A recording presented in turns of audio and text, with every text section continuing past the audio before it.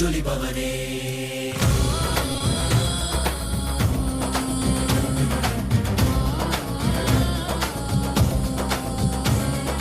கருணையில் உதித்தவனே கைலை படைத்தவனே கர்மத்தை கைப்பவனே கருணையில் ஜொலிபவனே தர்மத்தை காப்போனே செந்தாமில் சேர்போனே அடியார்க்கும் அடியவனே அண்ணாமலை அவதானே நித்யானந்த பரம்பொருளே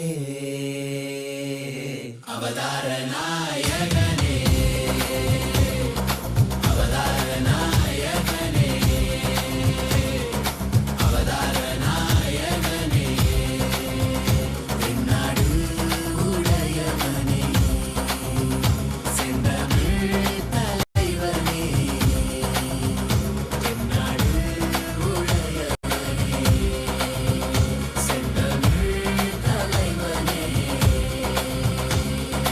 ஹர ஹர சிவ சிவனே என் அருணாசல சிவனே ஹர ஹர சிவ சிவனே என் அருணாசல சிவனே ஹர ஹர சிவ சிவனே என் அருணாசல ஹர ஹர சிவ சிவனே என் அருணாசல சிவனே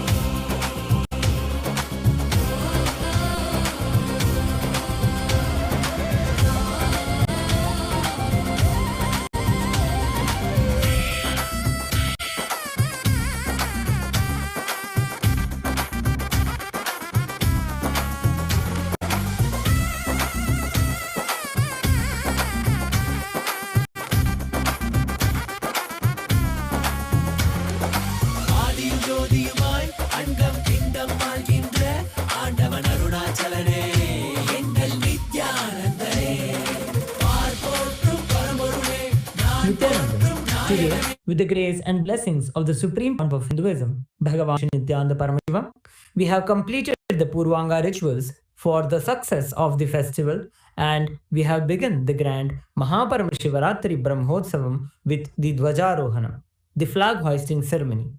During Dvajarohan, all the 330 million gods and goddesses landed in KAILASA'S temples to bless the festival and all those who are gathered. The deities of Paramashiva, Paramashiva Shakti, Ganesha, Subramanya, Chandikeshwara, and the Supreme Pontiff of Hinduism, Bhagavan Nithyananda Paramashivam, basing now in Sarvalankara, the grandest decoration in the Utsava Mandapam in Kailasa's temples around the world. Let us now offer puja to all the deities and the Supreme Pontiff of Hinduism, Bhagavan Nithyananda Paramashivam, as puja is an activity done by the brain to mirror the neurological activity of the higher vertical time zones. On this auspicious day of the Dvajarohana of the Maha Paramashivaratri Brahmotsavam, let us offer devotion and love to Paramashiva along with the Shatakmurtis and to the Supreme Pontiff of Hinduism, Bhagavan Nithyananda Paramashiva.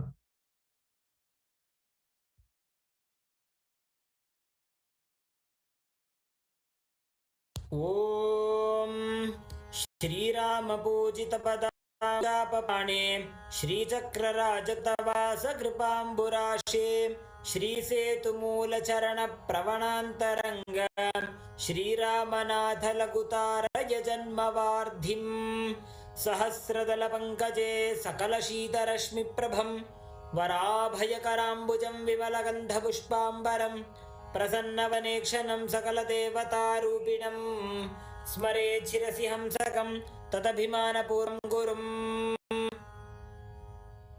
अथ धूपः ॐ दशाङ्गं गुग्गुलोपेतं सुगन्धं च सुमनोहरम् आघ्रेय सर्वदेवानां धूपोऽयं प्रतिगृह्यता श्रीनित्यानन्देश्वरी परमशिवशक्ति पर्वतवर्धिनीका समेत श्री नित्यानंदेश्वर परमशिव रामनाथ स्वामिने नमः।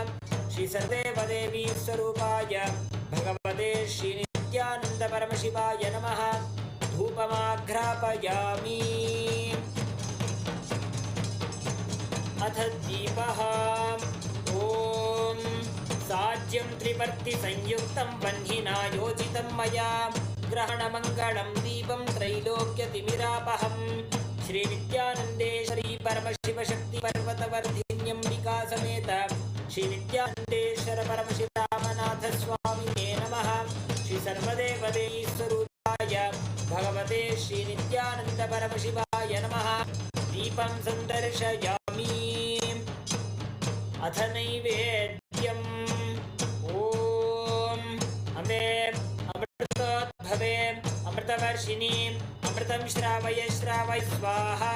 श्री नित्यानन्देश्वरी परमशिवशक्ति पर्वतवर्धिन्यम्बिका समेत श्री नित्यानन्देश्वर परमशिव रामनाथ स्वामिने नमः। श्री सर्वदेवदेवी स्वरूपाय भगवते श्री नित्यानंद परमशिवाय नमः। नैवेद्यं निवेदयामि नैवेद्यानन्दमाचमनं समर्पयामि।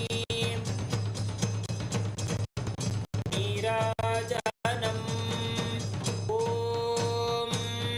साङ्ग्रहण्येष्ट्यायजते इमां जनतागुं सङ्गृह्णानीति द्वादशारत्नीरशना भवति। द्वादशमासा संवत्सरः संवत्सरमेवावरुन्धे मौञ्जी भवति। ऊर्ध्वै मुञ्जाः ऊर्जमेवावरुन्धे चित्रा नक्षत्रं भवति। चित्रं वा एतत्कर्म कर्पूरगौरं करुणावतारं संसारसारं भुजगेन्द्रहारं सदा वसन्तं हृदयारविन्दे भवं भवानी सहितं नमामि। भवं भवानी सहितं नमामि। भवं भवानी सहितं नमामि। श्री नित्यानन्देश्वरी परमशिवशक्ति पर्वतवर्धिन्यम्बिका समेत श्री नित्यानन्देश्वर परमशिव रामनाथ स्वामिने नमः। श्री सर्वदेवदेवी स्वरूपाय भगवते श्री नित्यानंद परमशिवाय नमः। कर्पूरनीराजनं सन्दर्शयामि रक्षान् धारयामि। शोणाद्रीशावताराय ज्योतिस्तम्भस्वरूपिणे श्रीकैलासप्रधानाय नित्यानन्दाय मङ्गलम्। तत्त्वज्ञानप्रदाताय नित्यानन्देश्वररूपिणे श्रीकैलासप्रधानाय नित्यानन्दाय मङ्गलम्। मूलप्रकृतिरूपाय परमशिवशक्तिस्वरूपिणे श्रीकैलासप्रधानाय नित्यानन्दाय मङ्गलम्। दण्डत्रिशूलहस्ताय कालकालस्वरूपिणे श्रीकैलासप्रधानाय नित्यानन्दाय मङ्गलम्। आदिपूज्याय देवाय सकृत्पूर्णत्वरूपिणे श्रीकैलासप्रधानाय नित्यानन्दाय मङ्गलम्। सर्वाभय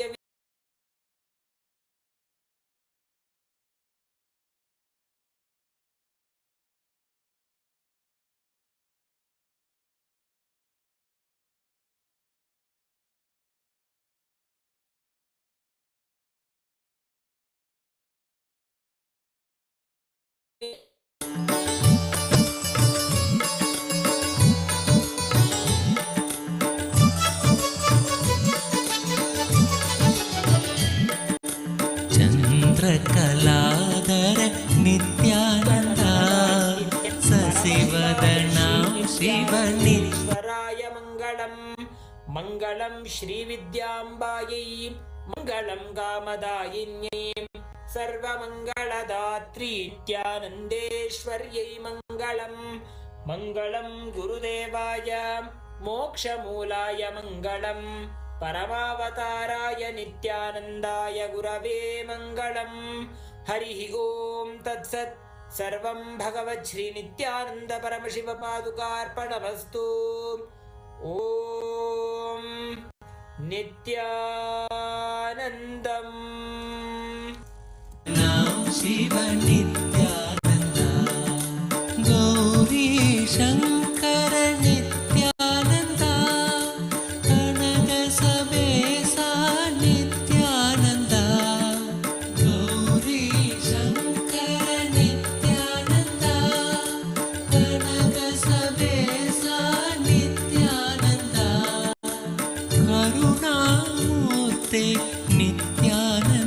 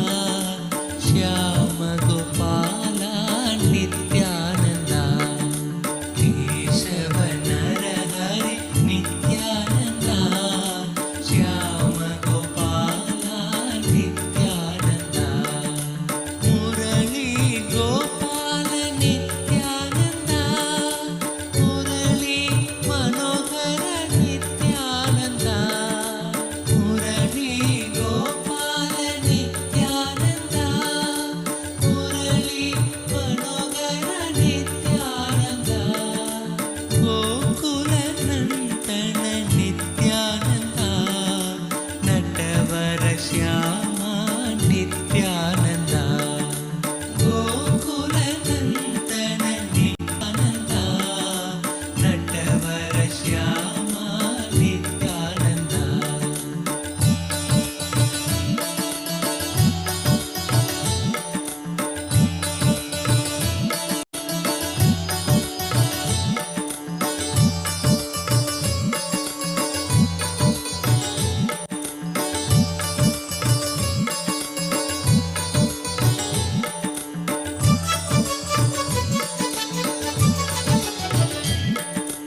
Nityananda Hari Nityananda Nityananda Hari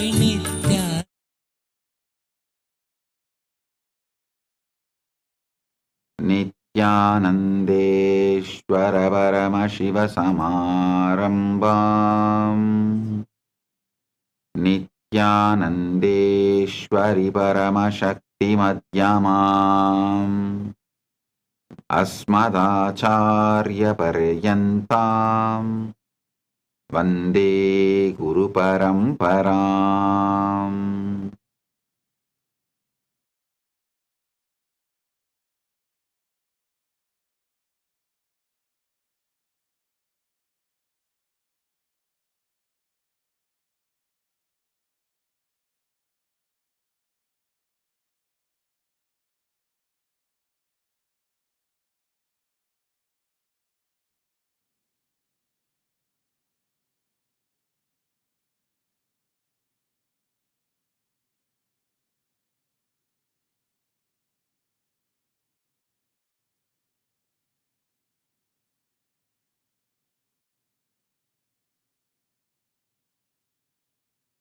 Om, Om.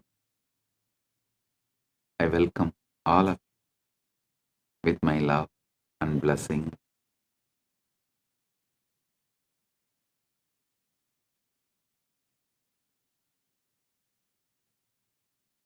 I welcome each and every one of you for this Shivaratri Brahmotsavam, day 2 of 17 days. It's the second day, Shivaratri Brahmotsavam. Quantum entanglement, quantum enlightenment, Satsang, spiritual alchemy process series, second day.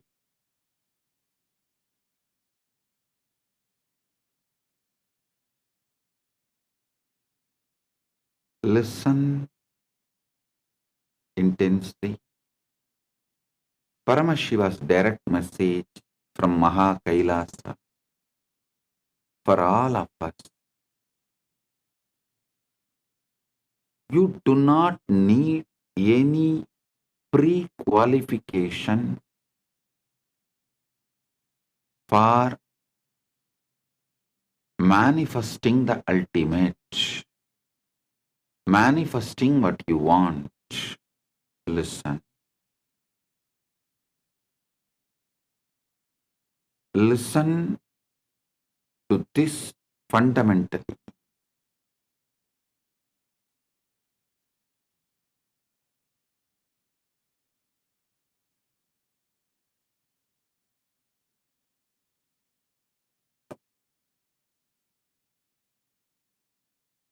This message,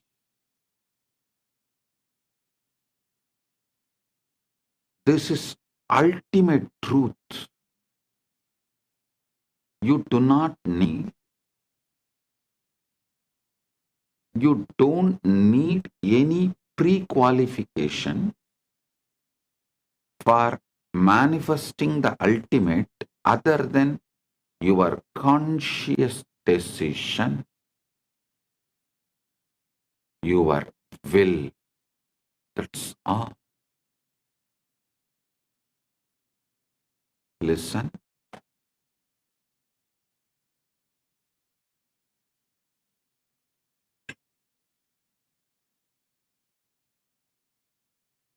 All your doubts, problems, questions, I know it much more than you know it. You know only how you perceive the doubts in your mind, but I know even the roots from where it has come.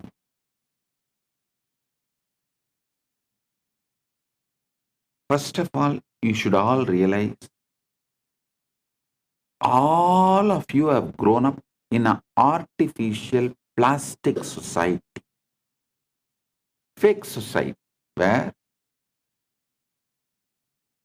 man-made laws, man-made economical systems, man-made social systems,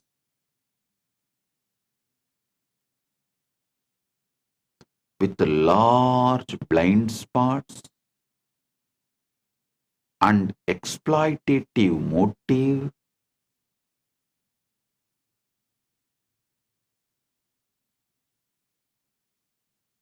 untrusted, with that kind of a structure, you all have grown up so naturally,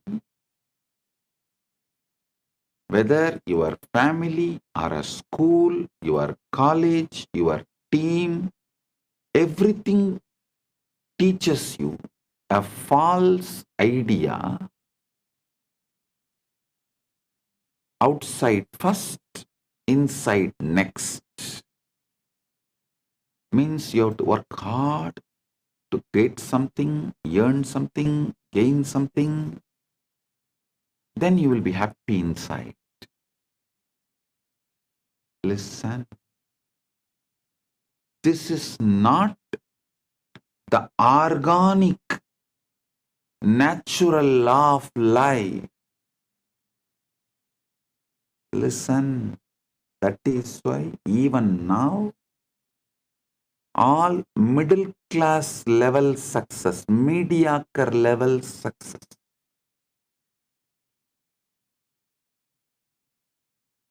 maybe few houses, few cars, little money in the bank,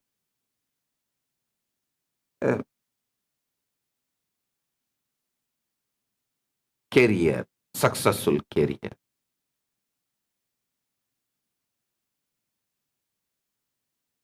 Only all these can be achieved if you follow the rules of the unconscious society, because it is designed to keep you mediocre.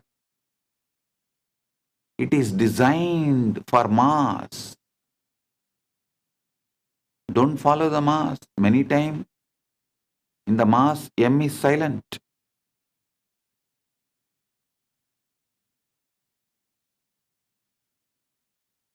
It is designed to keep you mediocre.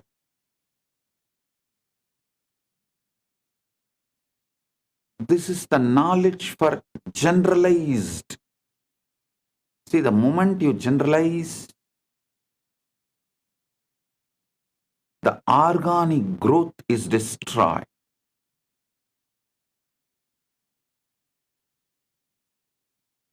Whether education, bringing up, lifestyle, everything. Knowledge, the ideas we teach, the groom and make people experience, everything is specialized in royal schools. Understand? I treat you all as the students of royal school. I am not giving you the generalized teachings given to the mass. No.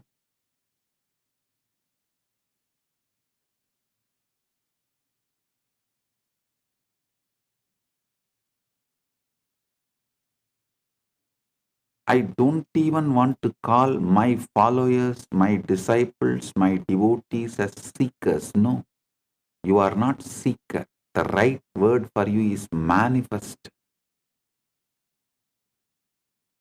You are not seeker. Right word for you is manifester. Listen.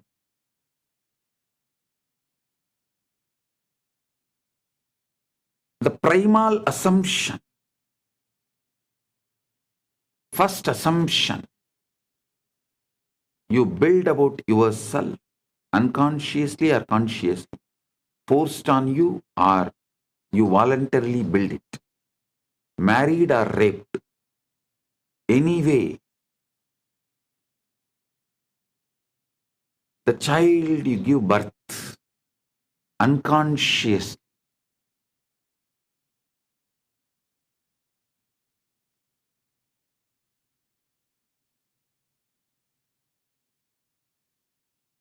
remains as a load on your system,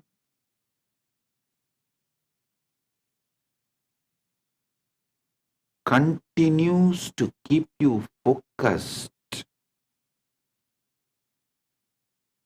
on endless distractions. It is not even something productive in your life about what you want. It's not even making you healthy or wealthy or happy or blissful. It is just you are stuck with the impossibility and you are rotting in a rut. Just see, look around. All enlightened beings know it is very difficult to break the primal assumption, the preliminary assumption you have about you. Sometimes it takes even janmas to break the preliminary assumption you have about you.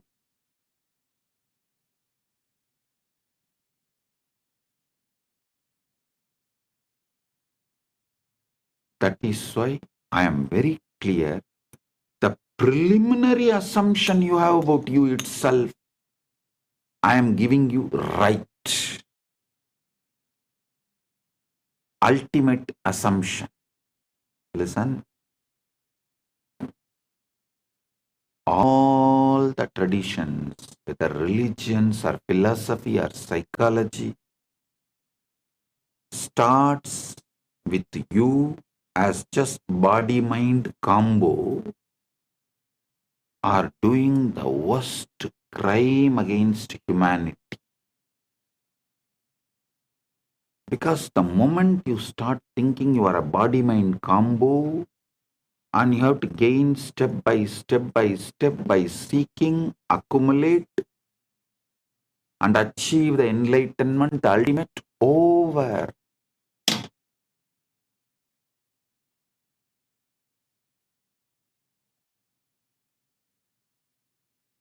You are put in a bullock cart, or I should say you are chained in the EMI slavery. Listen. Never believe slavery is erased. Slavery is wiped off. No. Slavery is modernized with EMI.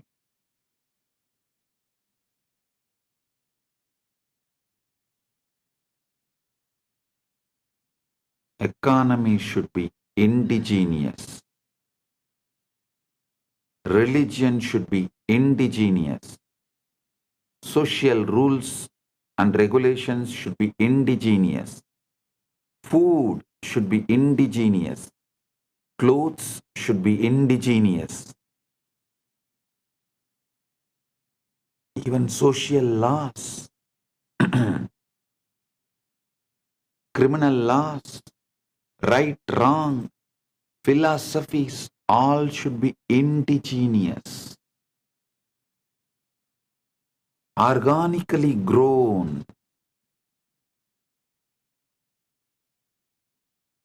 Not because someone commits a crime in remote area the preventive laws and rules imposed on us who don't even have an idea about those crimes.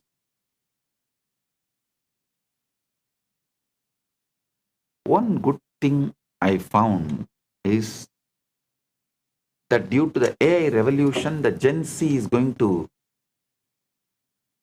live only organic life. The globalized brands, whether it is a Coca-Cola or burger or pizzas, are all global brands. Business brand, retail brands, cloth brands, religion brands, philosophy brands, all have no future due to AI revolution.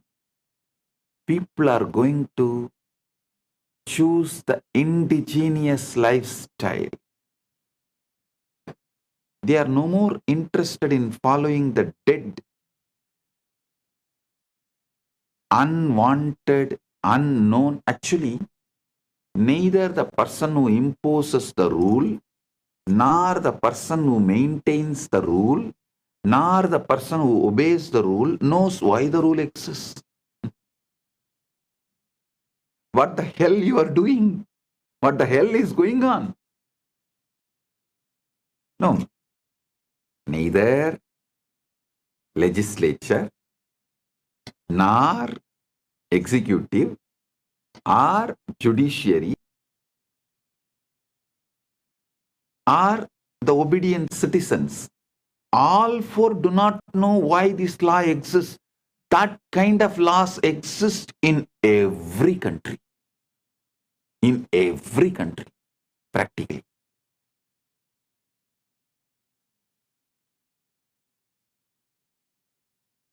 If you start seeking the root of the law, some assumptions happened in some roundtable discussions 150 years ago. Is the origin of the law absolutely irrelevant? But unfortunately, these laws are teaching you your primal assumptions, primary assumptions, preliminary, original, first assumptions about you. Your first assumption about you need to be corrected and the truth to be told. Don't start as a body-mind combo. Even the religious structures and philosophies which begins telling you are a body-mind combo and that body-mind combo has to work and do something, this, that, yearn and achieve enlightenment, dump it.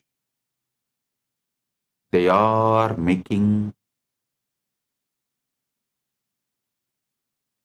hell for you. No.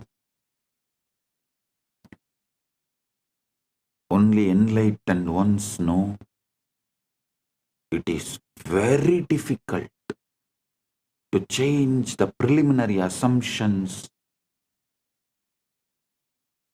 Sometimes it takes janmas. Always it takes years to change the preliminary assumption. Sometimes janmas. That's why when Krishna starts his teaching, the first word is you are Atma. You are the field.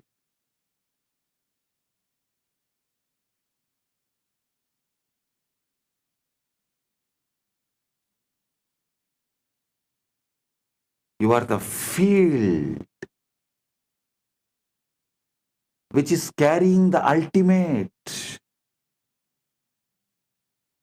pregnant with the ultimate.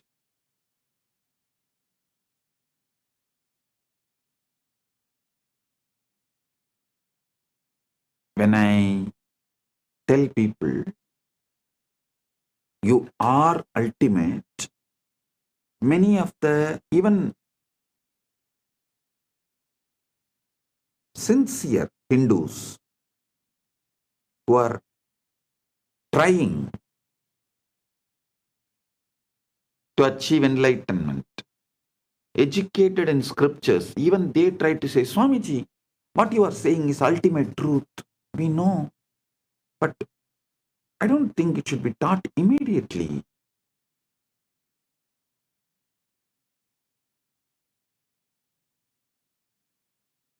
People should go step by step. You are doing wrong by teaching the ultimate truth immediately. If I am wrong, Krishna is wrong. The moment he opens his mouth, actually Krishna opens his mouth only in the second chapter, Sankhya Yoga. In whole Bhagavad Gita, there are 18 chapters, and second chapter is Sankhya Yoga. First is Arjuna Vishada Yoga. Second chapter only Krishna opens his mouth. The moment he opens his mouth, the first thing out and falls. You are Atma. You are the field.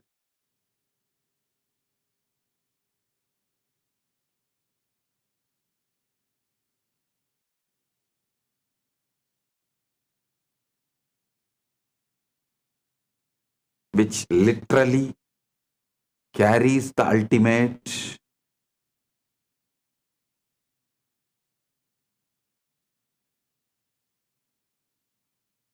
Listen.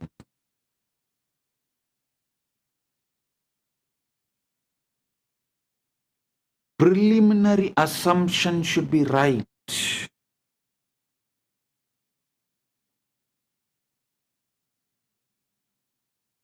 If you think you are a body-mind combo, not from there, the struggles will be too much and almost I can guarantee you will not achieve. You may be a good slave to your teacher. Listen to one important truth. A teacher who accumulates slaves will be slave for those slaves because he has to be constantly maintaining those slaves. I think I am the only master who lives in absolute seclusion, where I don't have anyone around me other than few people who are just taking care of me and living around me out of love. And all the followers live absolutely away from me, never seen me for years now, but continuously the following is expanding, growing.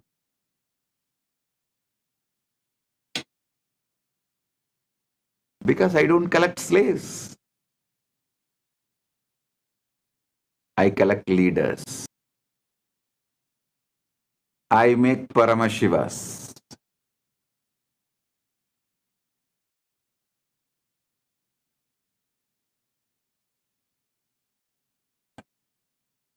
I don't collect body-mind combos, make them enlightened. I collect Paramashivas and make them manifest. You are Paramashiva. Start manifesting. All your struggle, your problem, why you are not manifesting, why if you are Paramashiva, why your reality is not reflecting it, all that problem I will attend. It's a legitimate problem. I will attend.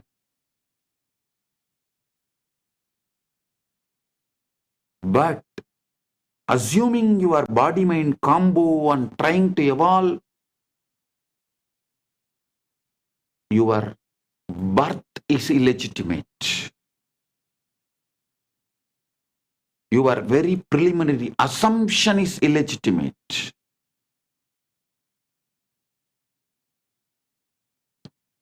Your preliminary assumption about yourself, your original assumption about yourself, if it is body-mind combo, you are born out of rape by the society,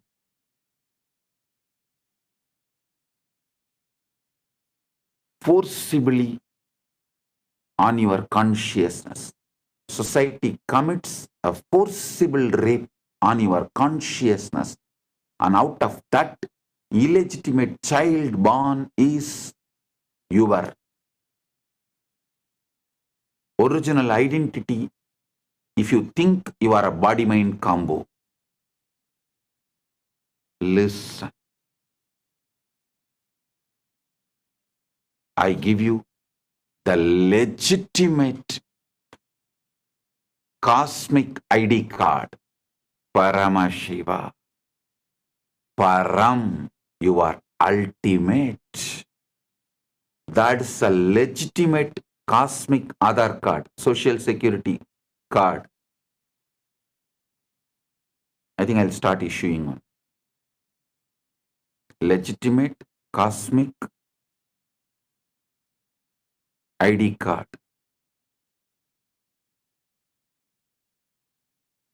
You are Paramashiva. Starting it.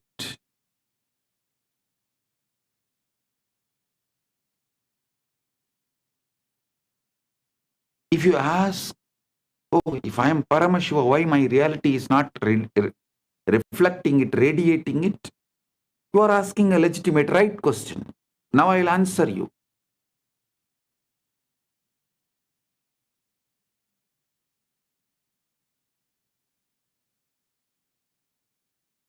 From yesterday, I'm explaining so many different points.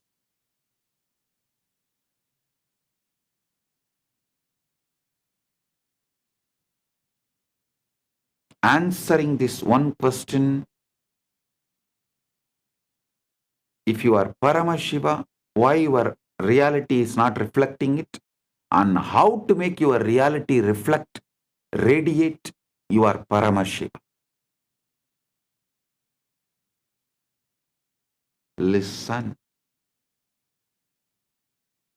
When you assume it is done, when your original assumption, original identity about you, if it is done, means Paramashiva, you are ultimate. Param aham. Aham brahmasmi. Then you stop approaching your desire as a request and start approaching it as a fact. I am Paramashiva. So if I want, I will manifest the body I want, as I want, how I want. I am Paramashiva. So if I want wealth, I'll manifest it as I want. I am Paramashiva. If I want relationships and to be loved or love, to shower love or to be loved, I will manifest as I want. Why I am not manifesting? Maybe I need to look in and understand where I wanted, what I wanted, when I wanted, why I wanted, now how I can want freely. That's all. It is not about pretending or forcing yourself to believe through sheer willpower. No. It's about entering into a state of being where you organically, naturally feel the truth of your assumption, you are ultimate. How can you be anything else? Hey, Paramashiva is not cheap to produce, create something less than him. An artist is ultimate only if he produces the ultimate which he carries externally. Paramashiva is the greatest artist. He does not have tiredness, boredom. He doesn't flow, this one masterpiece art I created. So, second, let me take it easy and do something low grade. No. Everything he produced, created, manifested is he. Whether you or me, everything you see, he manifests as he.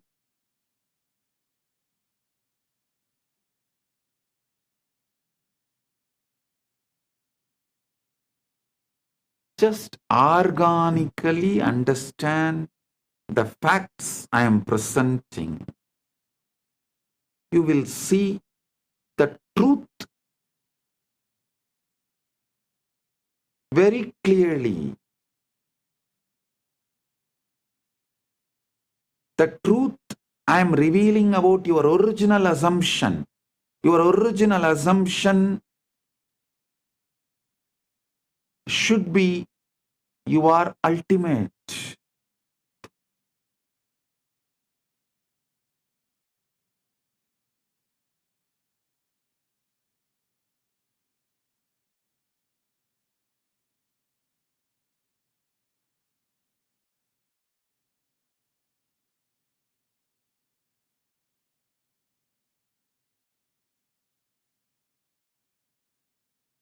You do this by asking yourself, if I already had it, how would I think?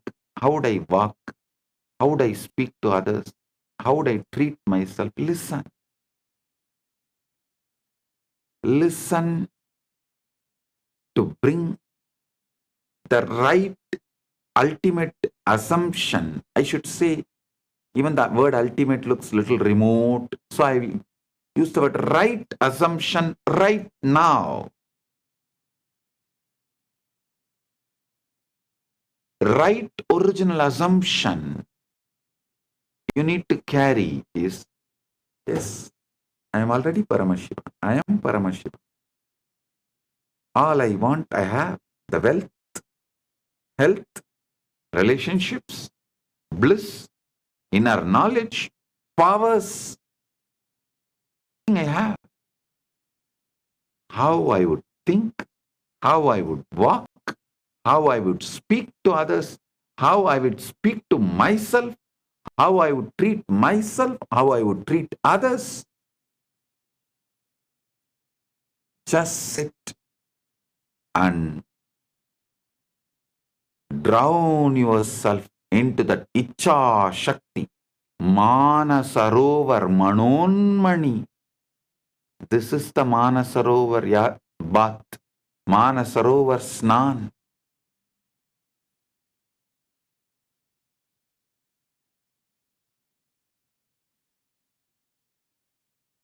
Do this.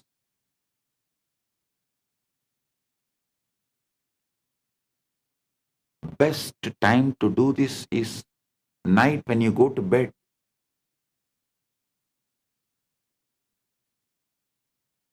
You are entering into your Karana Sarira. The word Karana Sarira, listen. The West calls your sleeping state as unconscious or subconscious, dream as subconscious and deep sleep as unconscious. No. In the East, we call it beautiful word.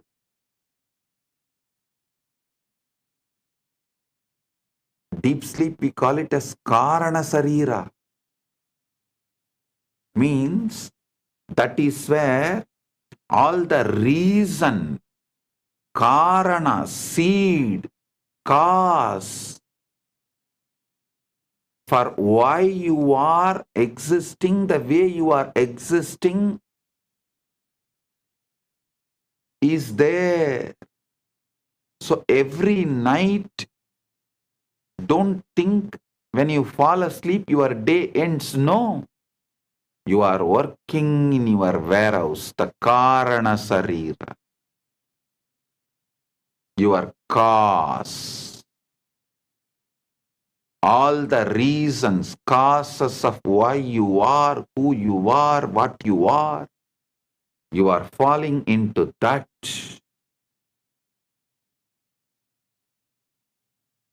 Every day when you fall asleep, your shop closes, you enter into the warehouse. Production unit.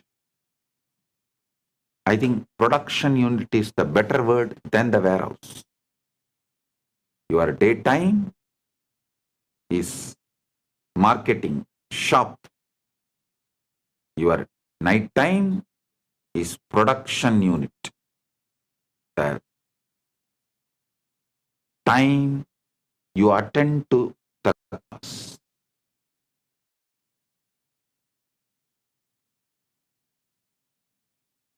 Every night when you enter into that Karana Sarira,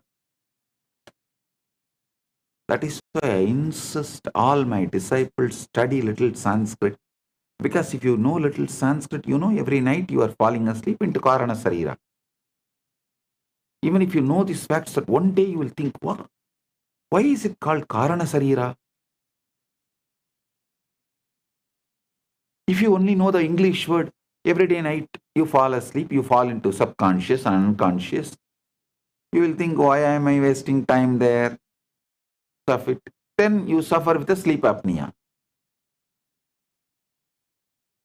But if you know, every night you are falling into Karana Sarira during your sleep, you will know what should be done.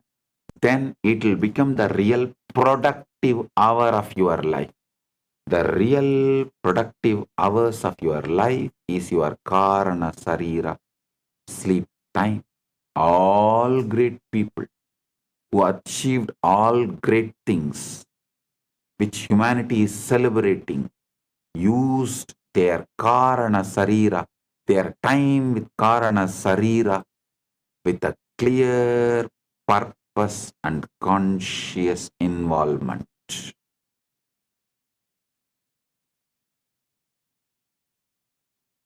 Mediocre people fall asleep. Great people use night time, your sleeping time, to be in the Karana Sarira and generate, manifest what they want as life.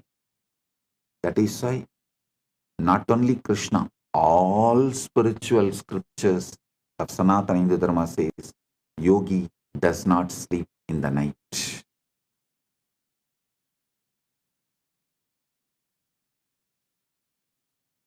Every night, when you fall asleep,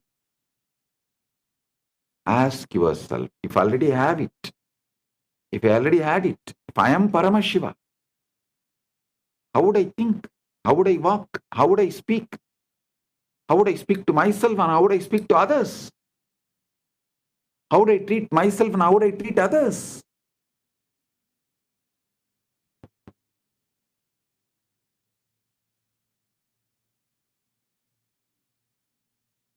Visualize, think, plan how you will manifest when you fall asleep, when you go through the Manasarovar Snan, Manon Mani, Karana Sarira. When you wake up, manifest it, live it, stand tall as Kailasa. Kailasa is your waking state. Manasarovar is your deep sleep.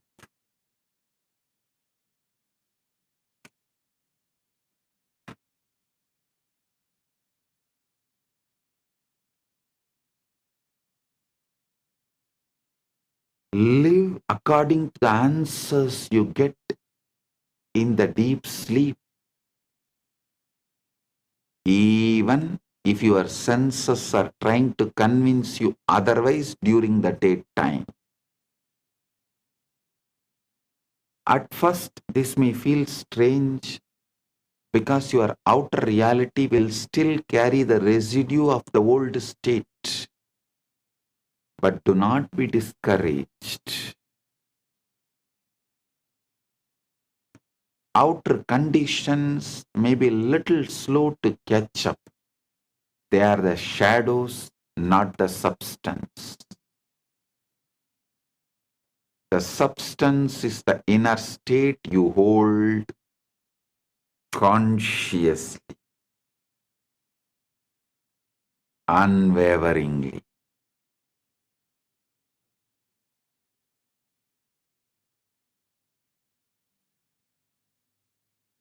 Your mind is the director. The world is the stage. The moment you accept the role of Paramashiva inwardly, the scene begins to change outwardly. Hey, listen.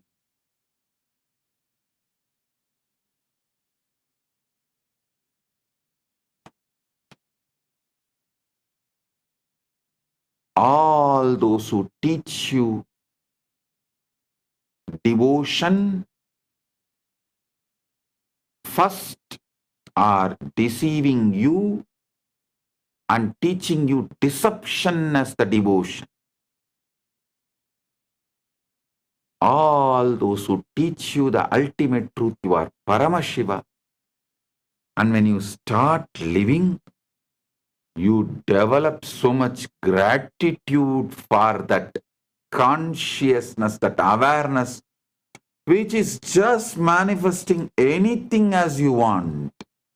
And you fall in love with your own consciousness. That is devotion.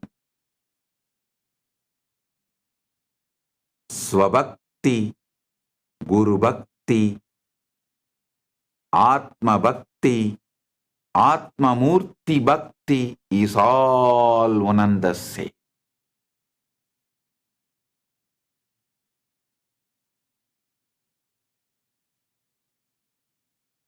You fall in love with your consciousness, which is just manifesting anything you want as you want. So simple, so wonderful, just like wow. So wonderful, so beautiful, just like wow. When you get this feeling, the love you experience, the gratitude you experience, the love which flows out of this gratitude is devotion. That will overflow through towards your own consciousness, your own Guru, your own Paramashiva. Mannata Shri Jagannatho, Madguru Shri Jagadguru, Mamatma Sarvabhutatma. That space is bhakti. That is devotion.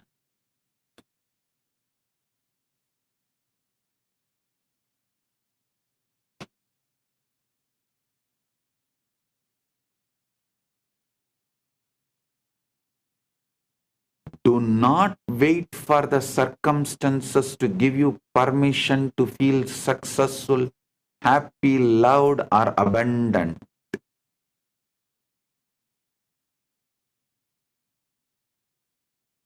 Decide to feel it now. Don't allow others to steal your Paramashivatva. Don't allow society, situation, circumstances to steal your Paramashivatva. When you live from that inner certainty, the world will mirror it back to you in ways you could never predict. Suddenly the opportunities will arise. People will respond differently. Events will arrange themselves in your favor. You will no more have tiredness early morning, or boredom to do yoga or gym, or attachment to the addictive food, the unhealthy food. Suddenly all of that will disappear. The right things will start raising. It's like a screen opening. Not because you forced them, but because you aligned with original right version of you who already lives in that reality. Listen, there are parallel universes. In one universe, you are living as Paramashiva. In one universe, you are living as a human. In one universe, you are living in hell as a devil. Which one you give more and more power, emotion, attention, energy, and empower, that will get sent and manifest as your reality. I will reveal about the parallel universes. That is not lokas. Be very clear. Lokas are different from parallel. Vertical time zone is different. Lokas are different. Parallel universes are different. All the three meets, crisscrosses. The junction with three is Buloka. You see, parallel, like the vertical time zones are airport network, the flight network. Multiple lokas is like a train network. The parallel universes are like a bus network, road network. All three meets on planet Earth. Planet Earth has a bus station, railway station, airport, all three. But all three are different networks. I'll read more details about these parallel universes. I am telling you,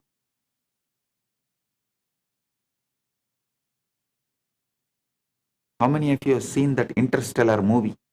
How that guy comes back and tells the daughter, don't allow me to go, don't allow me to go, somehow stop me. Same way I'm telling you. Don't assume you are a body-mind combo. Don't assume you are a body-mind combo. You are Paramashiva.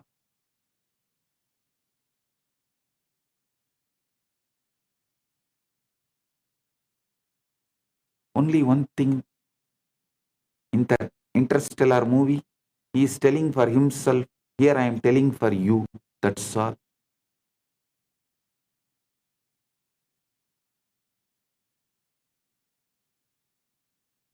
Actually, right now,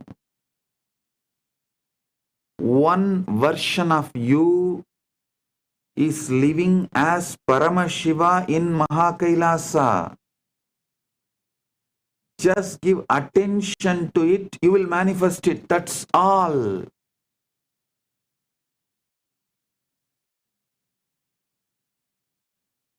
The key is persistence. Persistence. Collapses the gap.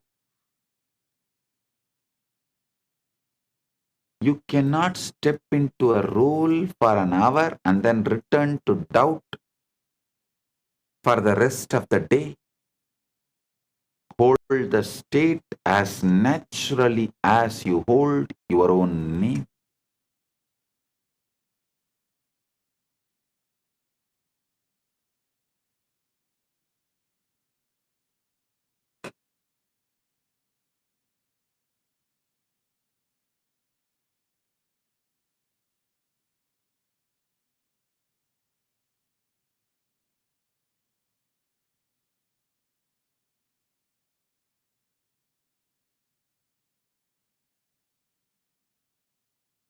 Hold the state as naturally as you hold your own name.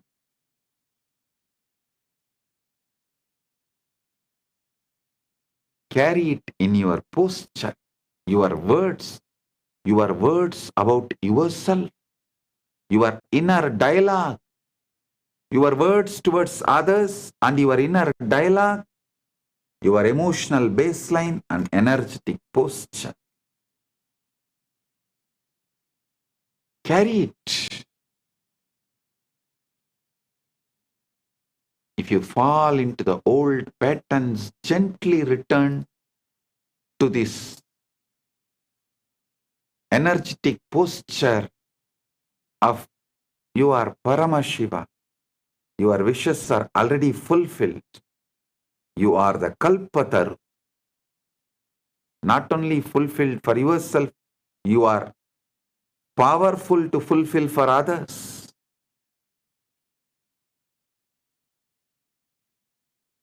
When you assume as if it is done, you collapse the gap between the desire and experience. You just manifest your experience, your existence in Maha Kailasa's Paramashiva.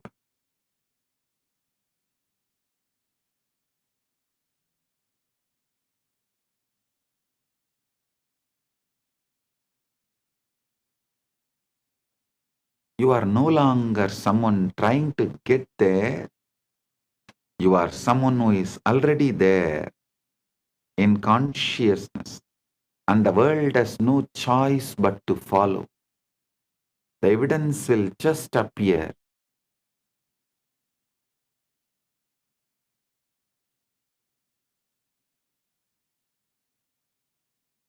It may take little time, but it will appear only after you stop looking for evidences and decided to live it.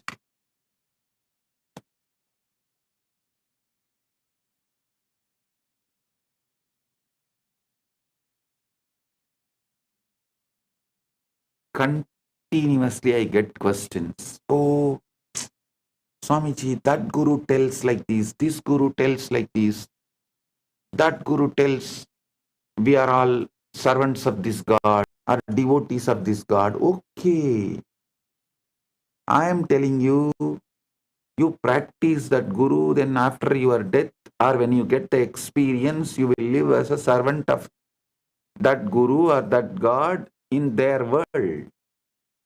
But when you listen to me and manifest and practice what I am saying, while you are living, you will manifest, you will live as the living Paramashiva. After you leave the body, when you want to leave the body, as you want to leave the body, you will live as Paramashiva. Paramashiva is not one, infinite. How can the infinite be one? Don't you see? When you assume mentally infinite is one, you are having a huge blind spot, bigger than black hole.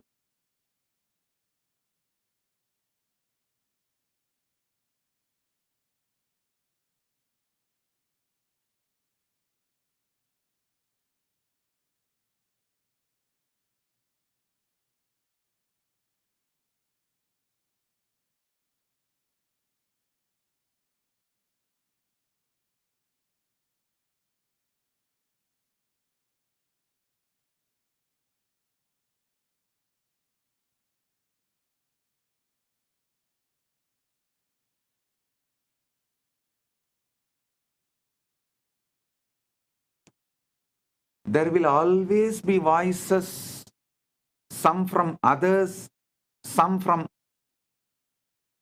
the books written by others, books, even the so-called philosophical literatures, and from all sources, there will be always voices.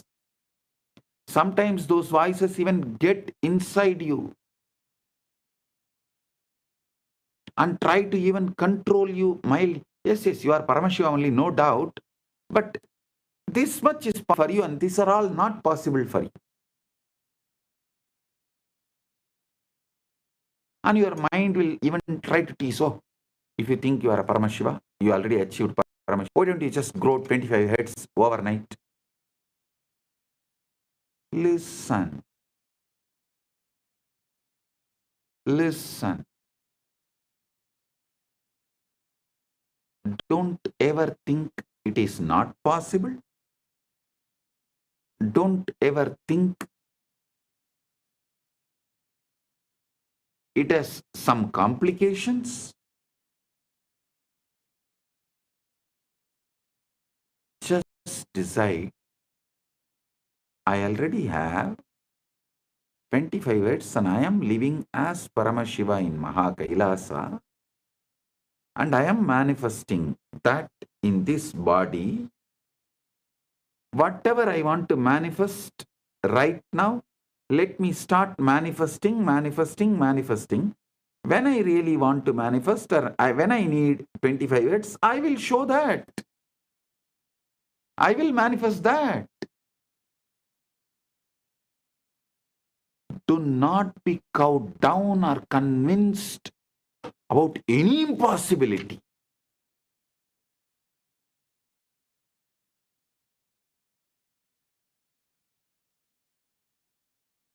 The outer voices will measure potential by your current situation, by your past failures, and by their own limited vision. Sometimes this outer gets into even your inner dialogue and emotional baseline. If the outer voices, the negative destroying voices enters into your inner dialogue, that is like a skin disease. If it enters into your emotional baseline, that is like a heart problem. If it enters into your energetic posture, that is our. Don't allow in all three levels. Don't allow in all three levels.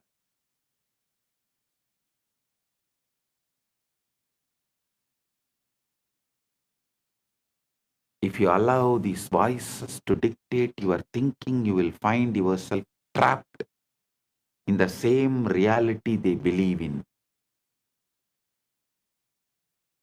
The truth is, those outer opinions and visible circumstances are powerless unless you give them the power through your attention and acceptance and letting them inside your inner dialogue and emotional baseline and energetic posture.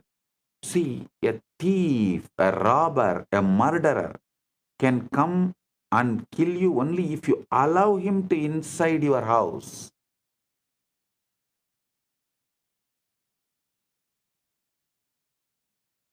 Safeguard yourself so strong they are not able to enter. Be aware they don't sneak in the form of guest. Neither knowingly nor unknowingly they should be able to enter. Neither you should allow them knowingly nor you should allow them unknowingly. Only when you allow them, they have power. As long as they are outside your house, they don't have power. Outer voices often comes disguised as a common sense, practical advice, just being realistic, good old aunties and uncles. But what it is really doing is binding you to the known and the visible, keeping you from stepping into unseen where your desire is already alive, saying a simple no to this whole society and saying no to this whole outer voices is sannyasa.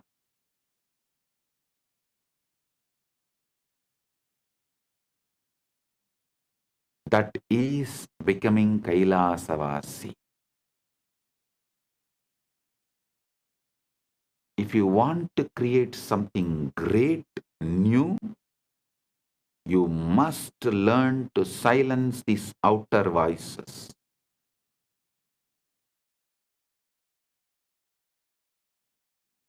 They will continue to pull you out every day. And you do not silence them by arguing or convincing others to agree with you. No. You silence them by withdrawing your mental and emotional energy from their words. Discard their words because their very identity, the original existence in which they are living, is not your goal, and that is not what you want to be. That is not how you want to be.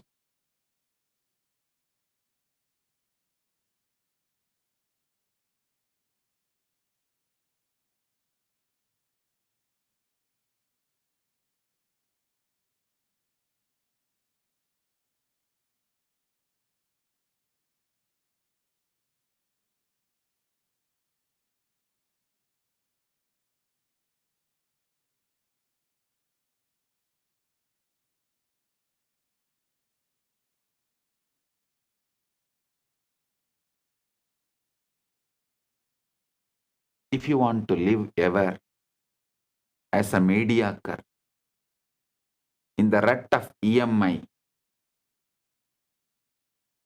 listen to the outer voices.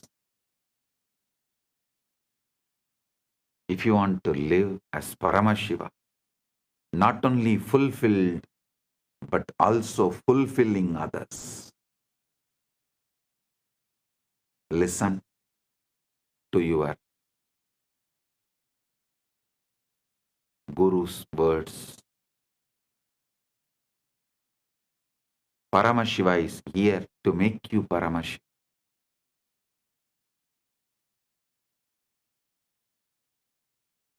Silence the senses.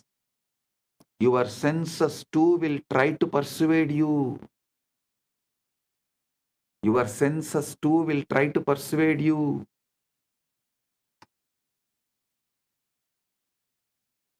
They will present you with the facts, numbers, and images that seem immovable.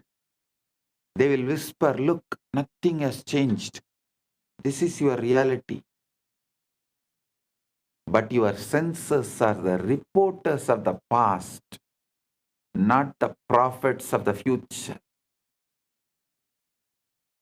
They are mediocre, opinionated, yellow journalists, not the prophets of the future. They can only confirm what has already been created through your previous states of mind. If what you see and hear contradicts your desire, remind yourself that it is only fading echo of old beliefs.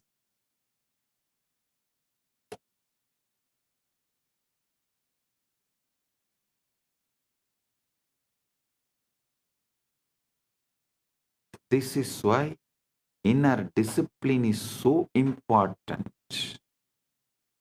You must become the guardian of your own mind. When you doubt tries to speak, you gently turn your attention back to the vision you have chosen. When fear presents its case, you refuse to sit in its courtroom.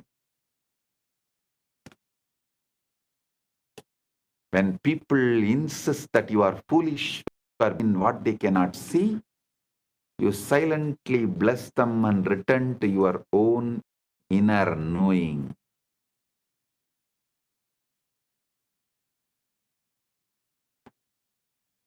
Convince yourself completely. The power to manifest is not found in convincing the world to support your dream. It is found in convincing self so completely that the world has no choice but to rearrange itself accordingly. This is why you must let the noise of others or the evidence of your senses shake your conviction. Every moment you allow yourself to be swayed by the outer world, you water the seeds of doubt. But every moment you hold fast to your chosen assumption, you strengthen the roots of reality.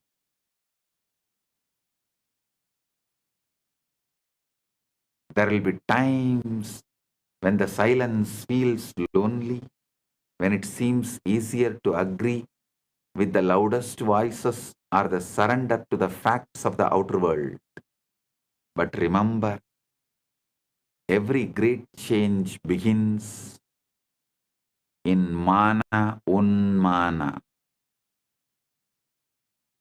in the quiet place where your belief is nurtured without interference in solitude. So guard that place, protect it, keep it free from the weeds of doubt and fear. Ignore the doubters, ignore the circumstances, ignore even the reporters of your own senses if they disagree with your desire. The only voice that matters is the one within you that says it is done.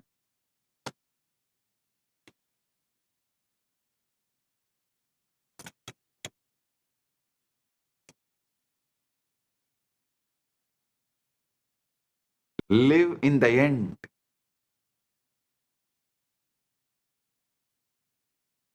To live in the end is to anchor yourself in the state of your wish already fulfilled, making it so real within that it becomes the place you live from rather than the place you hope to reach.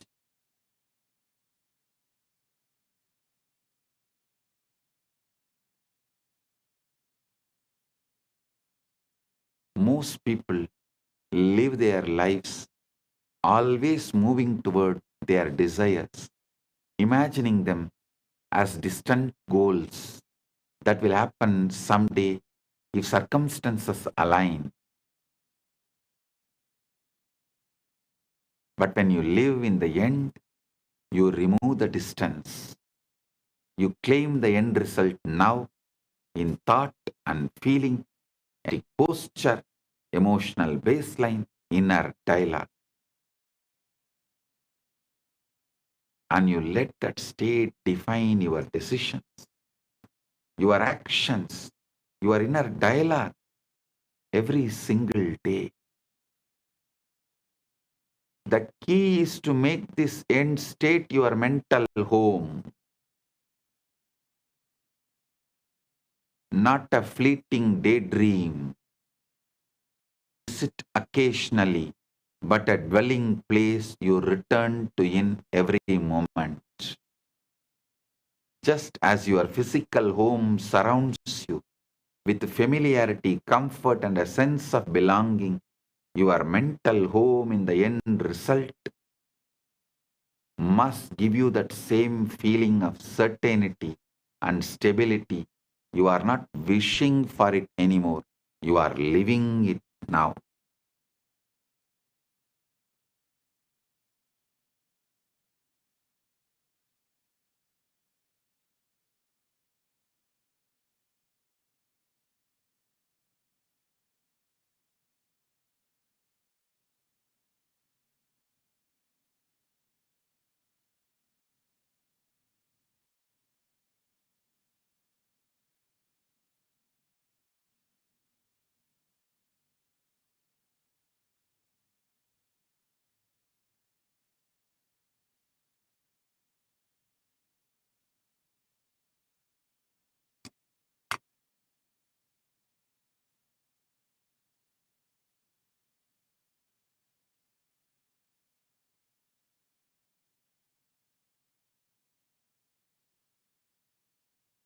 Listen.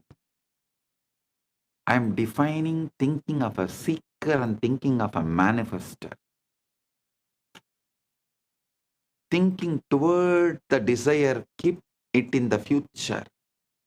It says, I am not there yet, but one day I will be. This posture of waiting only reinforces separation between you and your desires. Thinking from this, however, assumes you are already. It says, I am this now, I have this now, it is mine now.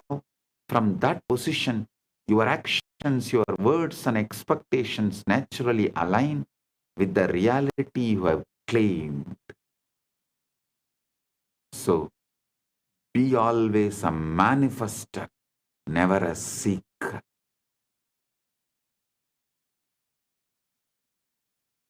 That is why I say seeking, and these you get while seeking are dangerous for your enlightenment.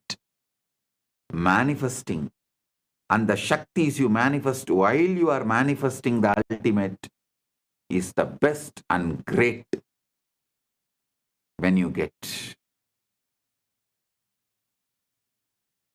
Siddhis are different, seekers get it. Shaktis are different, only manifestors get it. The fundamental thing you need to be a manifester is Shaktipada, initiation from the Guru who has manifested, who has achieved this Anubhuti, who is Paramashiva, and he initiating you. That Shaktipada is the capital, and I am giving you all of you. The capital Shaktipada to be a manifester. You are Paramashiva. Don't panic over numbers or evidence. When you make the end your home,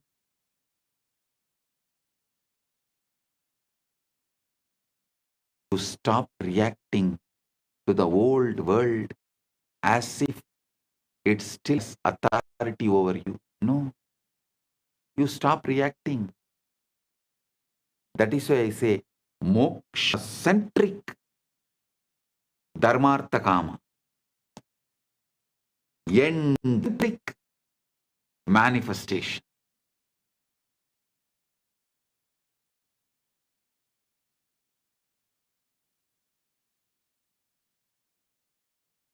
If your bank account does not yet reflect wealth, you do not panic. You know who you are already, the person who lives in abundance. So the numbers have to eventually match the truth.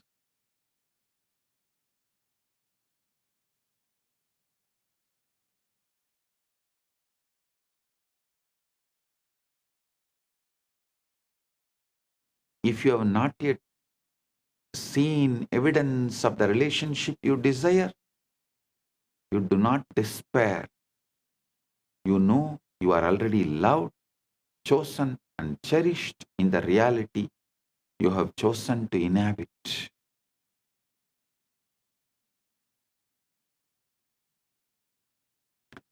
Persistence makes it natural. Persistence is tapas. Persistence is manifestation. Persistence is mother and father and guru and God of manifesting the ultimate. The challenge for most is persistence. It is easy to visit the end when you feel good, but to live there daily requires discipline. Outer conditions will tempt you to leave that place, to step back into doubt, to measure your progress by what you see. But you must refuse.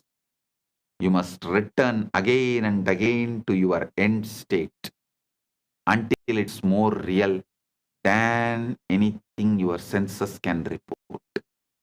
Over time, this mental home becomes second nature. You stop looking for signs because you no longer need them. You are living the reality within yourself so completely that the outer must eventually conform. And when it does, it will feel natural, as though it was always yours. Living in the end daily is not pretending. It is choosing your truth and dwelling in it until the world catches up. Makes your final wish your home, and soon the outer world will deliver the exact address you have been living at in your mind.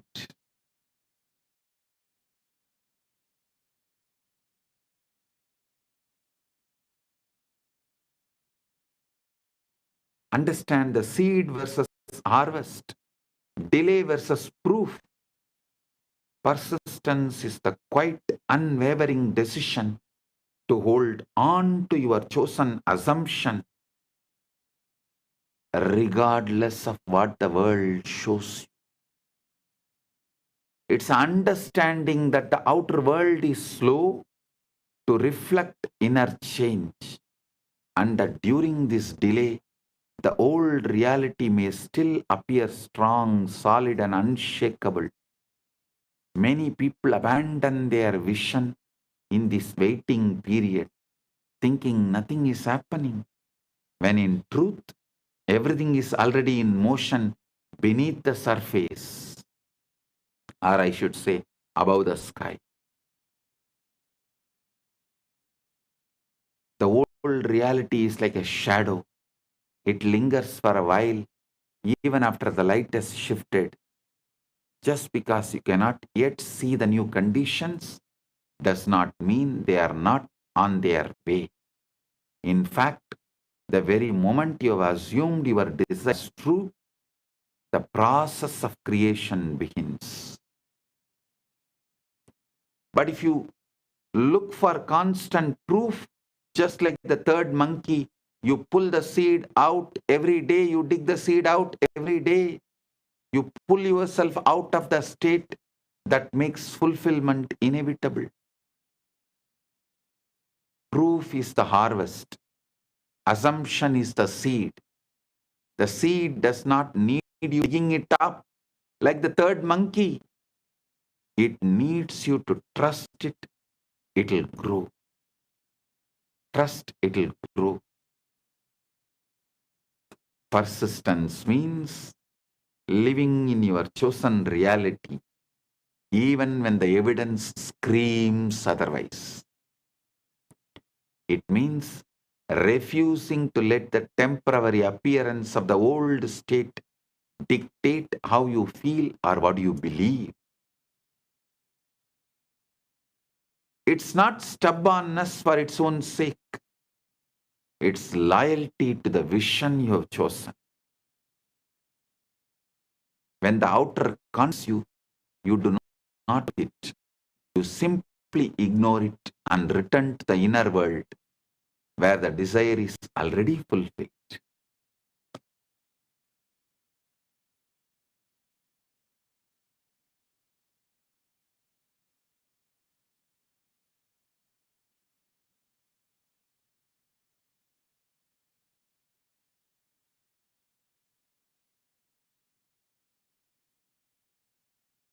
Movement is happening unseen.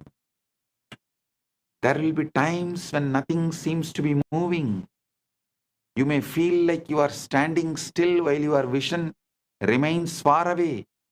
In those moments, remember that movement is happening in ways you cannot yet perceive. The world of form is rearranging itself. People and events are lining up. Unseen doors are preparing to open. Your only job is to keep the inner state alive, to remain the person who already has what they desire, even in the absence of proof.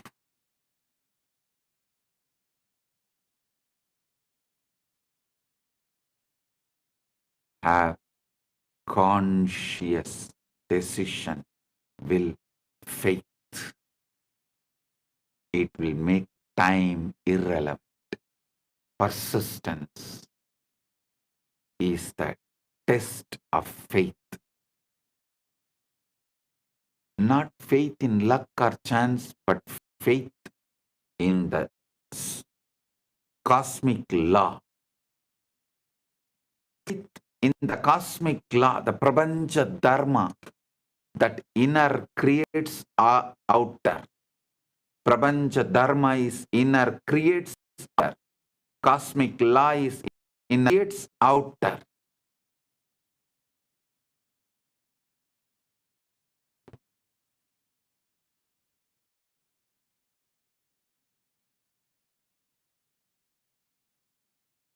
If you know this to be true, there is no reason to give in to impatience or doubt.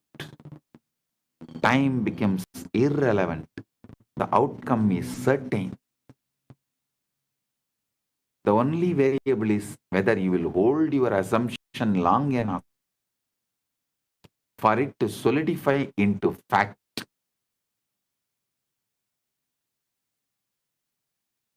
The reality will bend for you.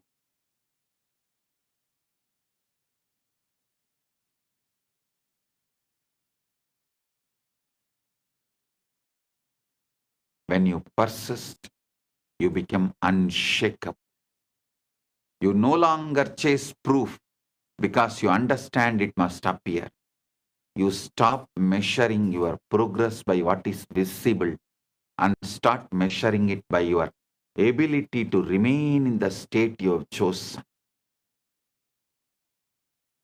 And then one day, the world bends to your assumption so naturally that it feels as if it could have never been in any other way.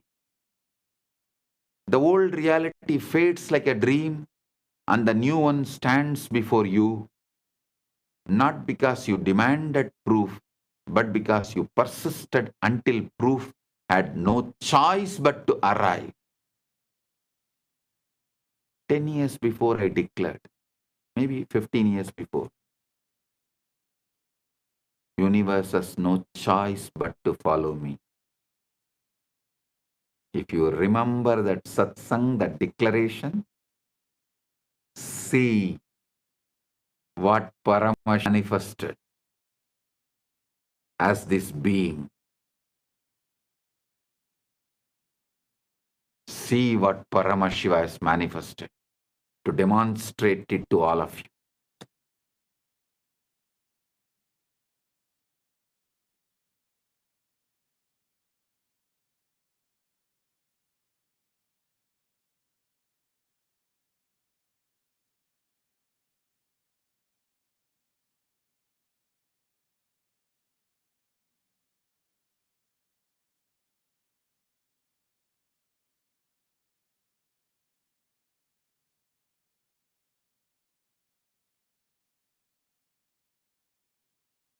Universe has no other choice but to follow you.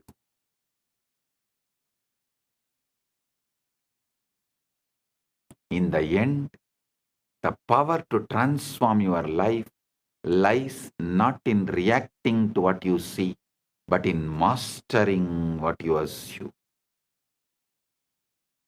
Conscious.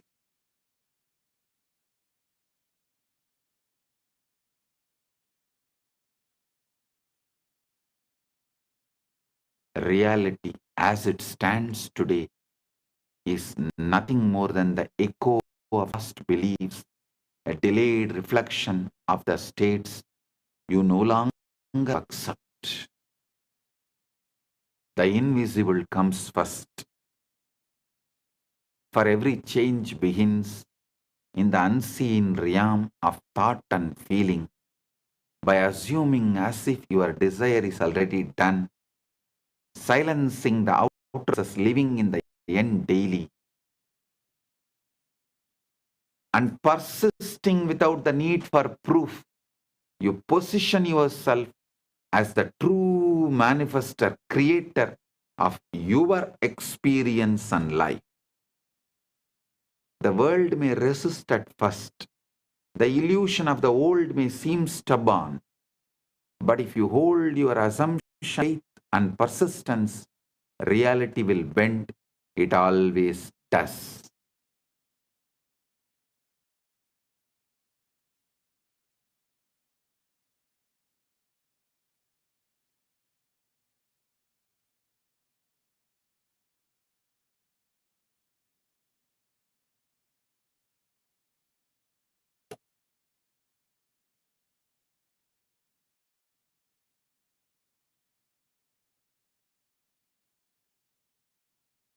Your role is not to chase.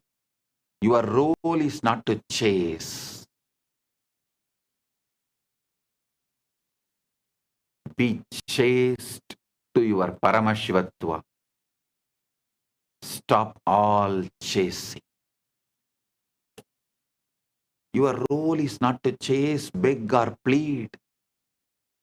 It is choose, believe, remain.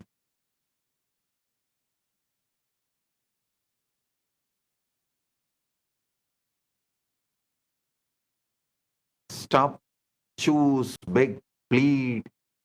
Stop, chase, beg, plead. Start, choose, chase, believe, remain, persistence. The inner must be honored before the outer can reflect it. If the aham is aligned, puram follows. If agam is aligned, iham follows. If agam is aligned, iham and param all follows. And the moment you live from your chosen state,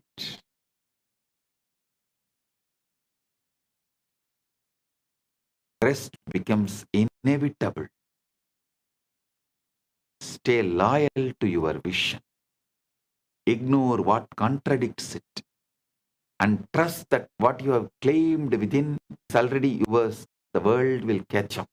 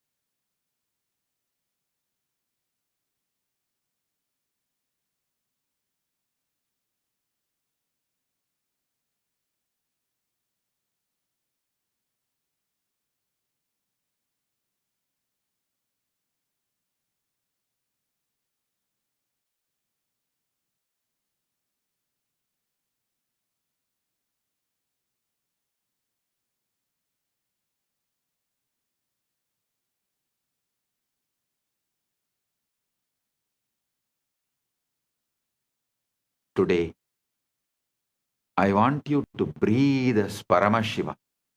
Paramashiva prana iha prana. Paramashiva jiva iha stitaha. Paramashiva sarvendriyani. Paramashiva vangmana chakshuttvak shrotragrana prana iha gatya. Suham siram dishtandu swaha.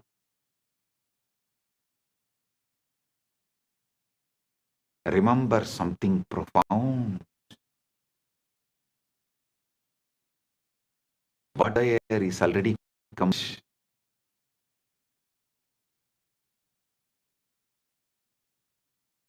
Not being prepared, not slowly forming, but finished, fully formed in the unseen. waiting for you to meet it.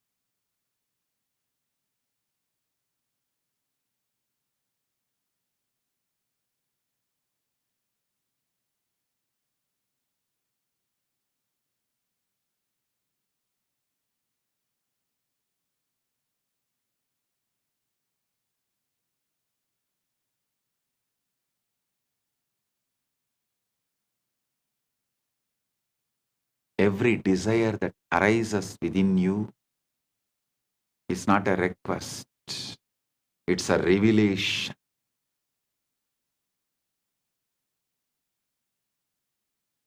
It reveals what already exists for you in a higher dimension.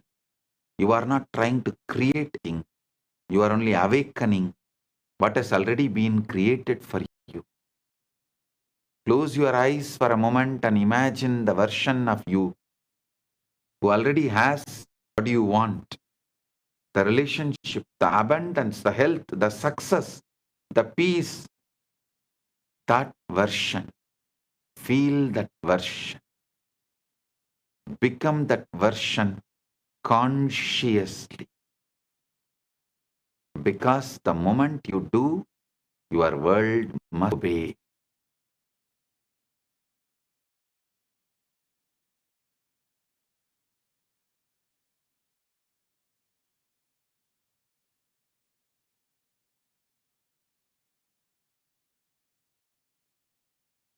Imagination is not fantasy, it is Icha Shakti. It's a conscious work where all the things take shape. What you assume is true with the feeling becomes the law of your life. The outer world has no choice but to reflect your inner conviction. So if you have been waiting, worrying, doubting, or wondering, when will it happen? Stop. The question is not when. The question is who. Who you are being right now. Are you the version of yourself who hopes, or the version who knows? Because the one who knows receives.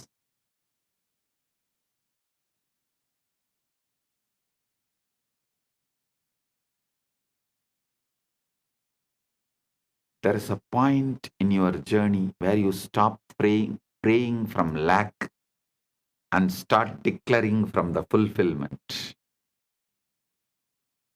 Where you stop asking and start accepting. Where you stop begging and begin embodying. This is when everything shifts. When the bridge of events begins to unfold. Hear me clearly. Your manifestation has already entered your reality. The moment I gave you Shaktipada, it has entered your reality.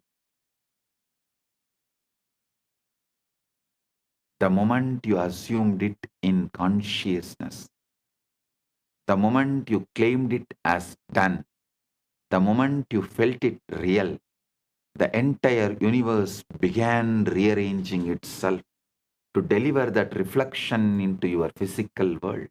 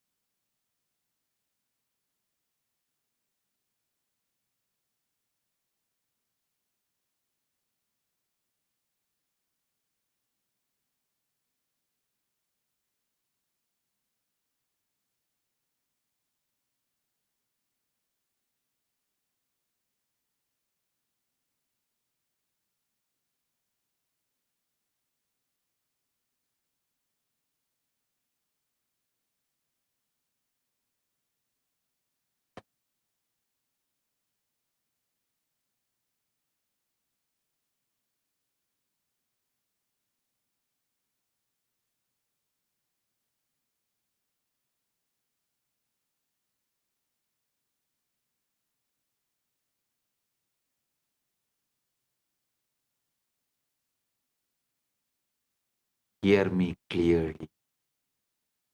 Your manifestation has already entered reality. The moment you assumed it in your consciousness, the moment you claimed it is done, the moment I initiated you, the moment you felt it real, the entire universe began rearranging itself to deliver that reflection into your physical world.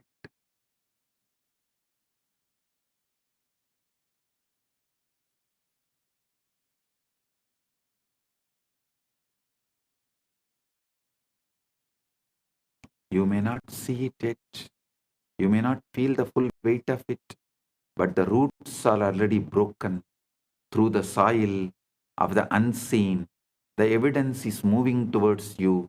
The people, the opportunities, the alignments, the timing, it's all being orchestrated with precision.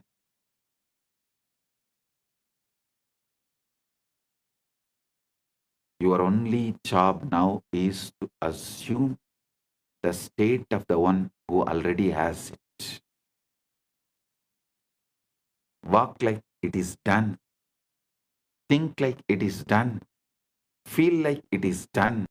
Give thanks like it is done. And watch how quickly your reality bends to match your inner knowing.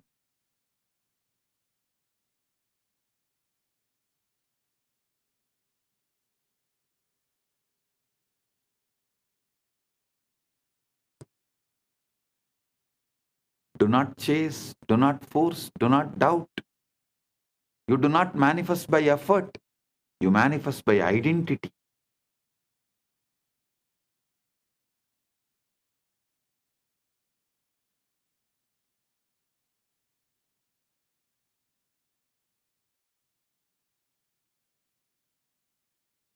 When you become the version of you who has the thing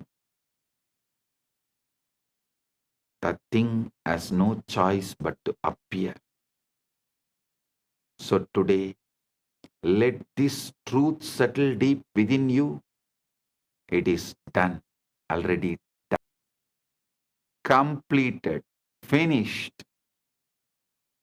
All you are doing now is aligning, receiving, stepping into the version of reality that has been waiting for you all along.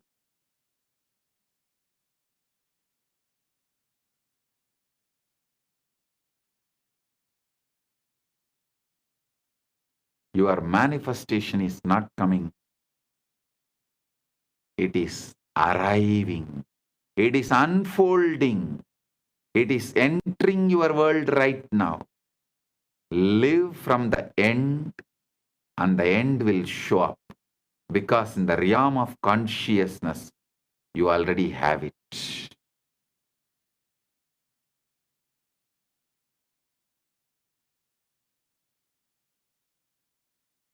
Icha Shakti is creation.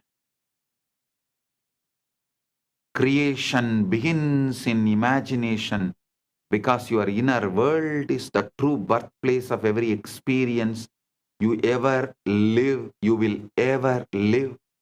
Long before something becomes visible, long before it enters in the physical dimension, it first exists as an idea, a picture, a feeling, an inner assumption.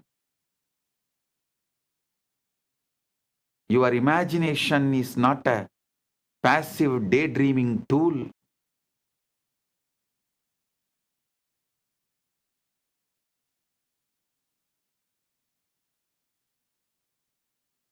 It's most powerful creative force you possess. It's a workshop where the unseen becomes inevitable. When you imagine something with conviction, you are not hoping for it, you are forming it. You are shaping the structure of your reality on an invisible level.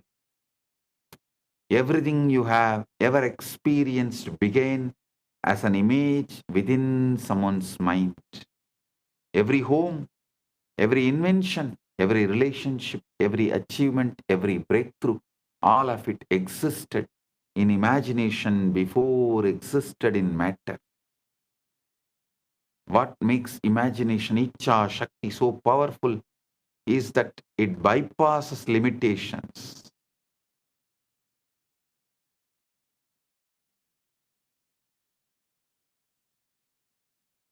It does not ask, how will this happen? It does not require physical proof. It does not need permission, resources, or validation. Imagination, simply it creates. It generates the end result instantly with no resistance, no delay, no obstacle. This is quantum entanglement. This is quantum enlightenment. The moment you hold that inner picture with feeling, inner dialogue, emotional baseline, energetic posture, you give it life. You breathe energy into it. You breathe prana into it. You begin a chain reaction that the physical world must eventually follow. Your outer world is not independent of you. It's a mirror. It reflects the assumptions you persistently hold within. When you imagine with conviction, you are not merely fantasizing. You are instructing the universe. You are sending out a blueprint of reality you expect to experience. The universe responds not to your wishes, but to your inner certainty.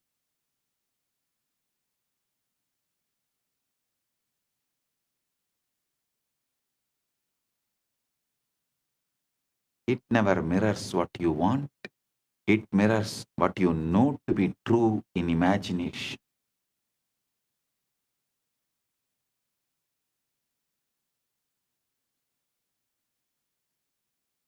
When the inner world becomes more real to you, then the outer world, the outer must change. It has no choice because it is the effect, not the cause. This is why Icha Shakti must be felt.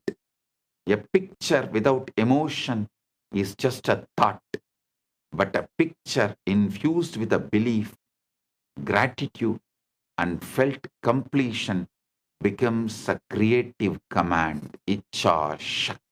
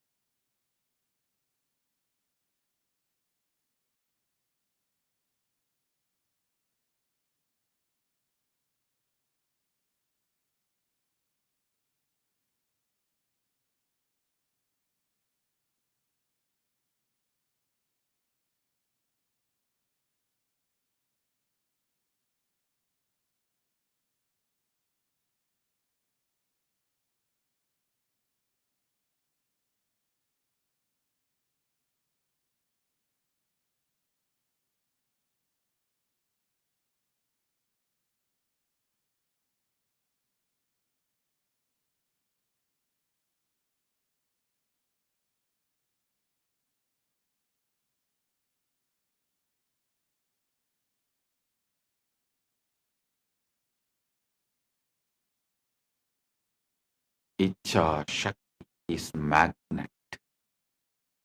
Feeling is the energy that turns an inner image into a physical manifestation.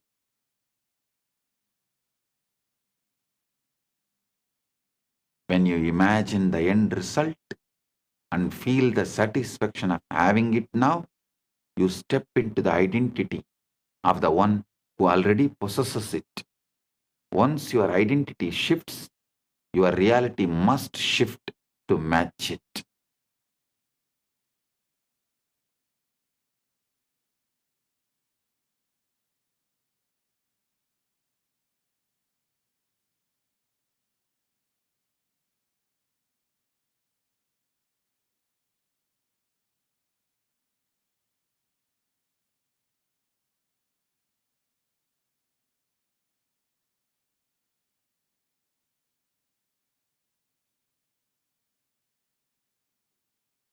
The ultimate truth that Icha Shakti frees you from the constraints of time. In imagination, everything is now. There's no waiting, no distance, no separation between you and your desire. You can experience the end in perfect detail, the sounds, the emotions, the surroundings, the reactions, and the moment you do, you claim it as yours.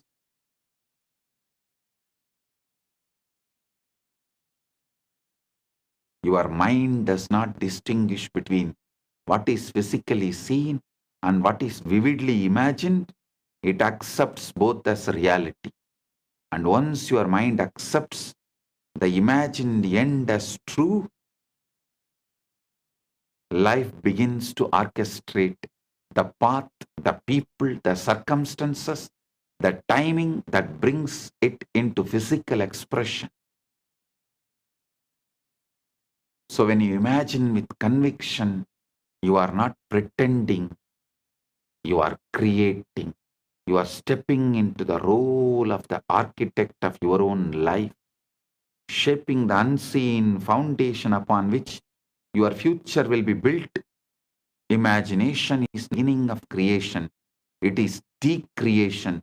The physical world is only the final confirmation of what you have already made within.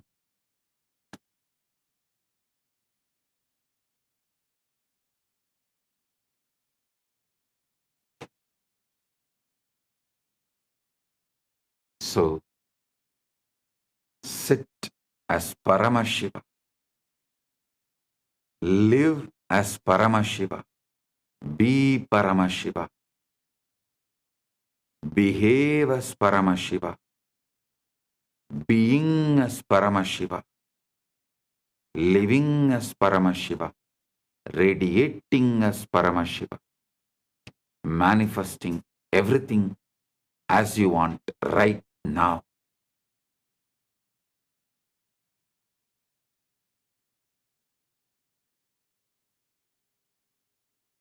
With this, I bless you all. Paramatvaita Praptirast. All radiate with integrity, authenticity, responsibility, enriching, causing, living Paramadvaita, the state, space, powers, being, superconsciousness, and Maha Kailasa of Paramashiva, the eternal bliss, Nithyananda. Thank you. Be blissful.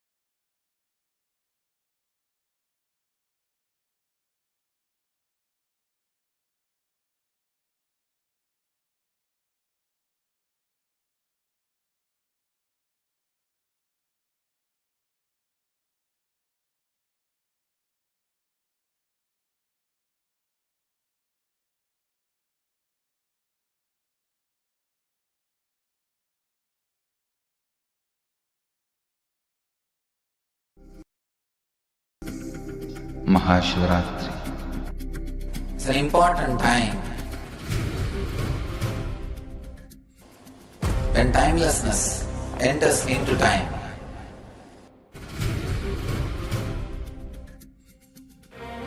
When space enters into place.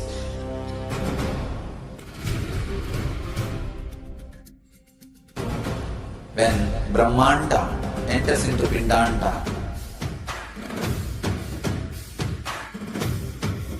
The whole nature is supporting you now.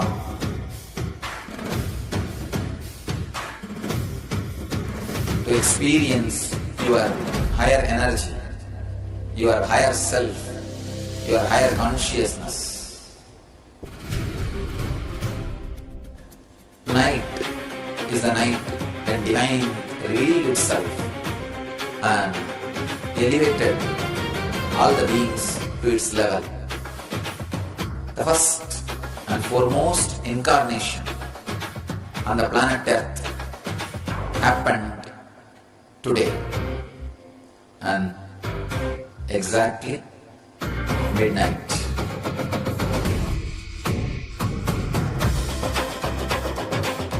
Maha Shivaratri.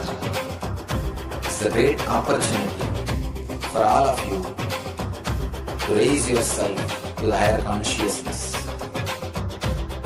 Let this night awaken all of you.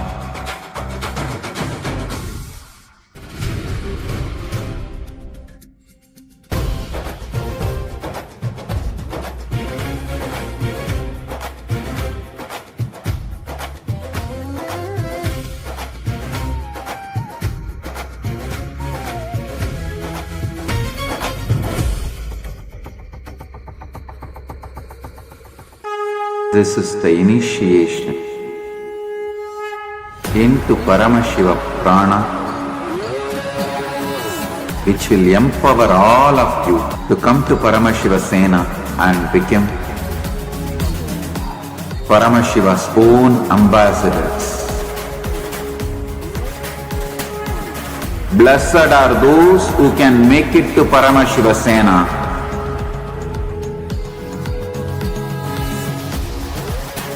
Losers are those who stick to your ego and your mind, your confusions and your delusions. I am opening doors for all of you to come and experience Paramashiva Sena.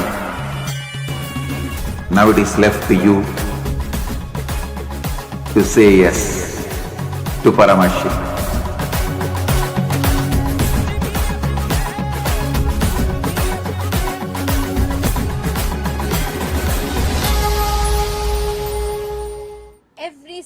Right from beginning with telling us how the preliminary, the primal, the original assumption that we carry, and unfortunately how the human-made laws shape our original assumption, to concluding with the ultimate powerful cognition, which is the space that you carry. How we can literally, just by assuming, living in what we assume, we can make the reality bend to our assumptions. Swamiji took us from this end of the spectrum to the extreme end. Like right now, live as if we have manifested what we already want. Assume we've already manifested what we want, and that will force the reality to bend for us. What a what a powerful way. Swamiji gave the exact formula also. The Ichha Shakti is the magnet, and your feeling is what makes what you want, your inner image, as a manifestation. Two important formulas that Swamiji gave.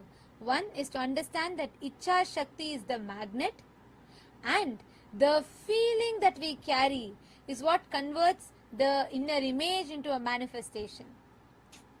Just so powerful.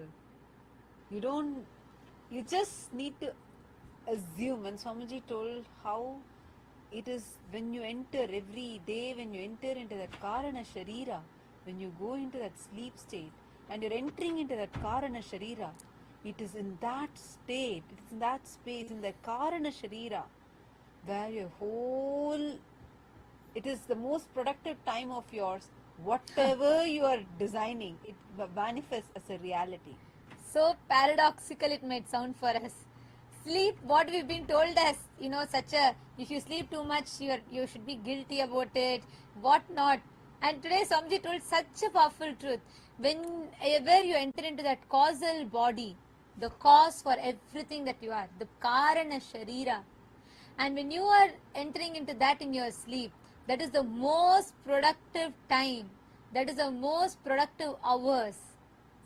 Somebody just redefine the whole thing for us. Just falling into that awareness means, one of the best clicks that I had today was like when Swamiji said, start living in the end, though the external circumstances don't conform to it. Not just don't conform, the senses may try to prove it the otherwise.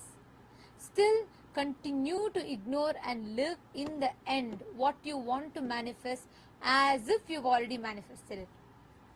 And so beautiful how Swamiji so practically explained how we can start living this and experiencing this, because many times the biggest problem which we face is, like so many times we have many people saying, say positive words to yourself, keep saying positive things, but how come why does that not work for so many people?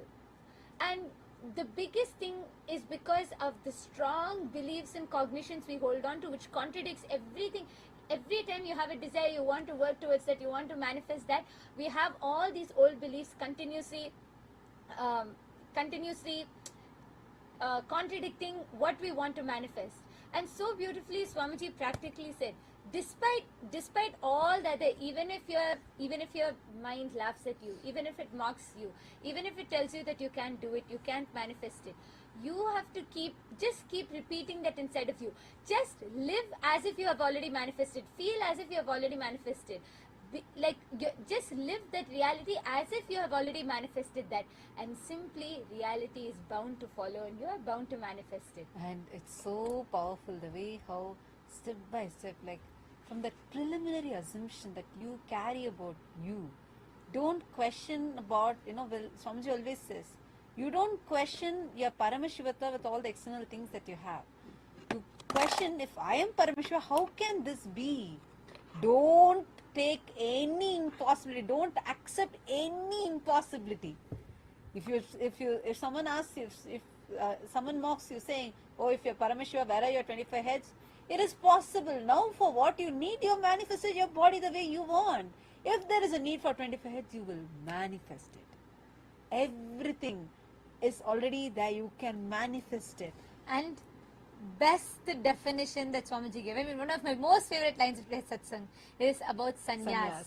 When Swamiji said about completely rejecting and silencing all the outer noises, the voices, everything that tries to convince, whether it is philosophies, whether it is ideas, concepts, even like Swamiji said, even the ideas you repeat to yourself from all the outer noise, even that you repeat to yourself, silencing all of them, rejecting all of them.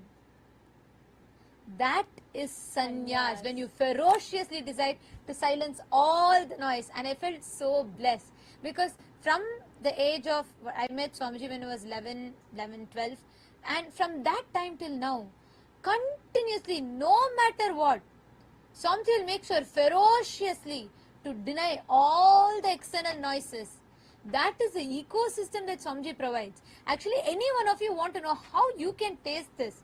Like, what does it mean? How you can discover what is your inner noise, what is your, energetic posture, what is your emotional baseline. If you want to understand this, come join Paramashiva Sena, a 1 month free program that's happening in Kailasa, Los Angeles, in Kailasa, Guinea-Bissau, in Kailasa Thiruvannamalai, in Kailasa Kashi. You all can join anywhere, but decide to arrogantly deny the existence of any of this, whether it is your false understandings of pain. For all the PSS participants, I want to request all of you to share how you mapped this with the Samskara Dahana Kriya that you're doing. I want to actually request all the PSS participants, take a few minutes now. First write down this understanding that you got from today's extraordinary satsang. Wow. Just too powerful. Can you all take a few minutes and first write this down? It's like, wow. I think every single line we must write from the satsang. Messages. Like every single line. I've heard this, I love this clip of Swamiji's, where in the year 2017, during the Sadashivatva program, only Swamiji told us, universe has no choice but to follow me. I mean, that reveals itself in so many layers again and again and again, and deeper you understand it. Like the way how Swamiji operates, right? Every single thing, like denying all the outer voices, no matter what. See, external abuses, telling all that never, of course, that doesn't even touch Swamiji. But even what people, like Swamiji's own, like from within the inner, like the own disciples, the sannyasis, Kailasa'S, even when we bring in impossibilities, or when every circumstance, even like a logical way, things try to show that it is impossible. The factual situation shows impossible. Swamiji just doesn't budge for it. Like I was sharing, right? The best example is the manifestation of Kailasa Los Angeles temple. Outer situation showed that it's impossible, but with like there was no place ready. Swamiji printed the flyer of with the inauguration date with no place for the temple even ready yet. But Swamiji published it and lived that reality. Everything in Swamiji's life is the same. Everything. You will, if you just study Swamiji's life, much before the external world even has anything to do with it, Swamiji will declare and live in that reality. Whether society is mocking, judging, whether society even before the devotees can recognize, Hindus can recognize Swamiji's strength, the enemy started recognizing what Swamiji can do and they started attacking. So whether society's judgments, whether society's mockery, or whether society's attacks, all of it, despite it all, Swamiji stood, continuing to live in a reality, though the external circumstances had nothing to do with that reality that Swamiji was holding. Because when Swamiji declared for creating a nation, he did not even have a roof above his head. And see, forget about Swamiji. One is personally nothing Swamiji had. One more side, you can't even dare to dream that. Why? Because the society was so anti-Hindu. It is still. It is so anti-Hindu. They just finish you off. But Swamiji did it. Like, that's what Swamiji is telling us about. And I had multiple level clicks. Because Swamiji said how this whole thing becomes possible through Guru Bhakti. It is that Guru Bhakti, the devotion that you have. And this devotion does not come by feeling of a lack. This devotion does not come when you are begging, when the prayer is coming from begging. No, that's why Swamiji said, stop chasing, stop begging, just start being. Stop this chasing, begging and impossibility. Start being chased. Start choosing, us believing and being chased. It will simply follow. The reality will simply follow. Wow. Now I want to request all of you to take a few minutes and post whatever clicks and understandings you have had today from today's powerful satsang. Yesterday, so many powerful cognitions are there. Can I request all of you take a few minutes and actually just start recording? And one request also, today when you're all in not just recording, I want to request all of you to take a few minutes, just go to Facebook groups, go to WhatsApp groups, all your team millies, like Rajya Sabha members means the people that you're working with, all your team milli, the people you're causing, or your family members, friends. I know many of the Rajya Sabha members who love sharing this in your WhatsApp groups and different places there, your family groups perhaps. But you can put any of this place, go and post the understanding from Satsang. Post from your understanding.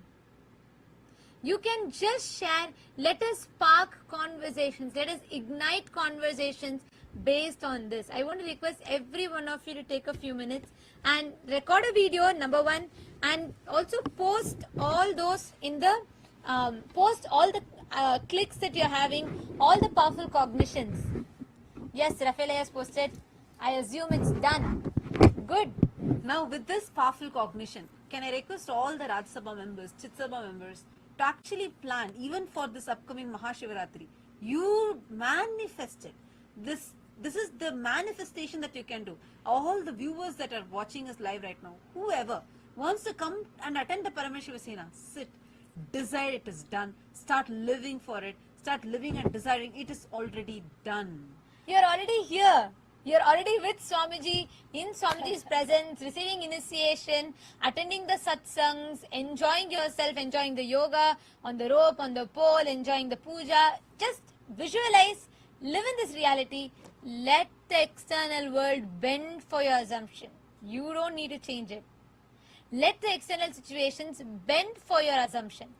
And that's the powerful science that Swamiji has taught all of us today.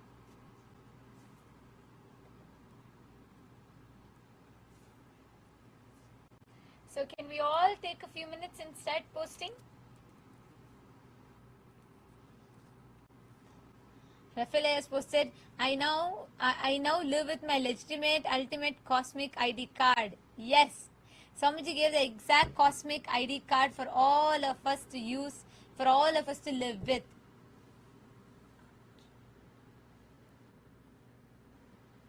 I'm seeing a lot more messages. Ma Payal has posted. Ma Payal, you should change your name. You have a beautiful name. Ma Nitya Saundaryananda.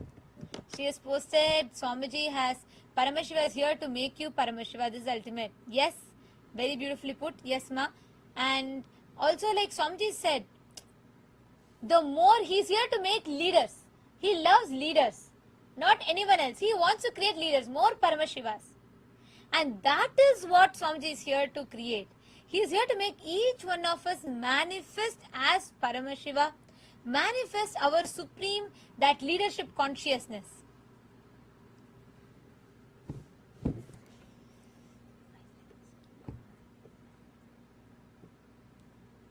That's wonderful. Anyone else? Can I request everybody to please take a 2 minutes and record a video? All the Paramashiva Sena participants also. You can just take out your phones, go to any place and just start recording. Take 2 minutes and start recording your powerful cognitions. Whatever clicked with you in today's satsang. And most importantly, how you are going to start applying this in your life. How are you going to start practicing this and applying this in your life? And that is what is called, see, all of us understand. Only when we immediately take and practice, we can start making this. We can start making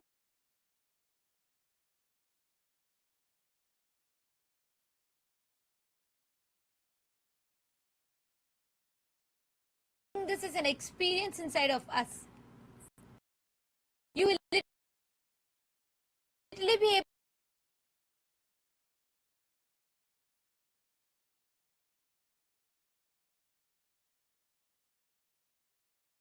able to assimilate whatever revelations that Swamiji is giving. You'll be able to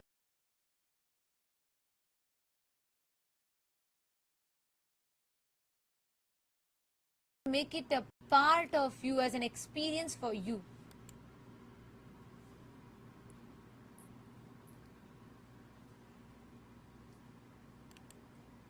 Yes.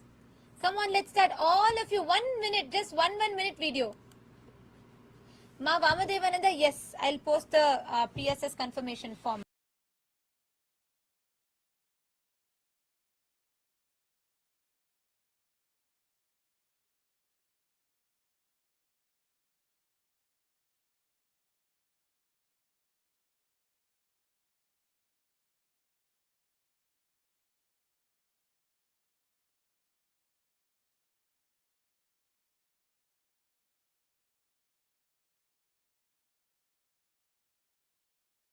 share it on your WhatsApp, Facebook. You should share it with all your family members, friends. See, keep sharing. You never know how it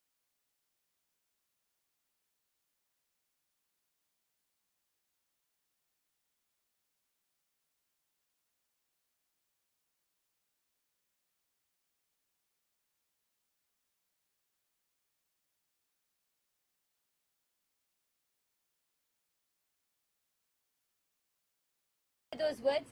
So just keep sharing. You will see how Swamiji's words will go and land at the right place.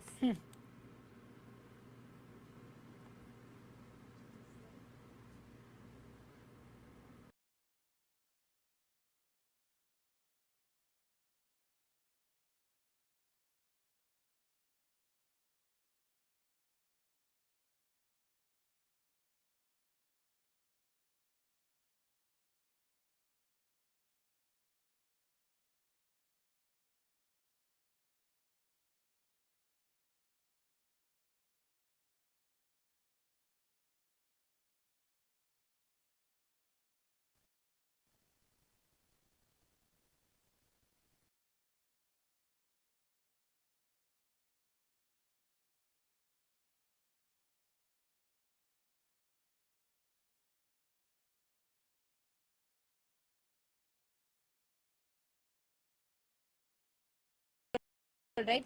Every Rajasabha member, when you start applying these truths, you will have more questions on how to handle you.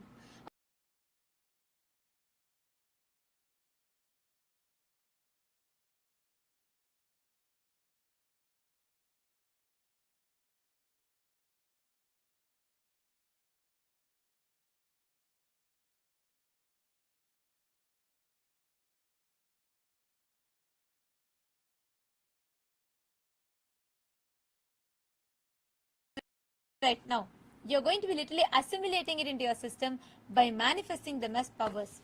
Let us all start. We have with us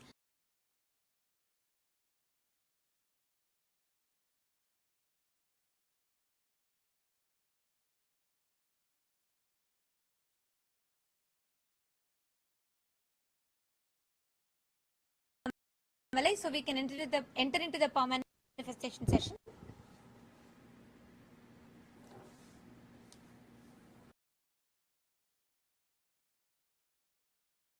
That's where I fundamentally function in my life, right?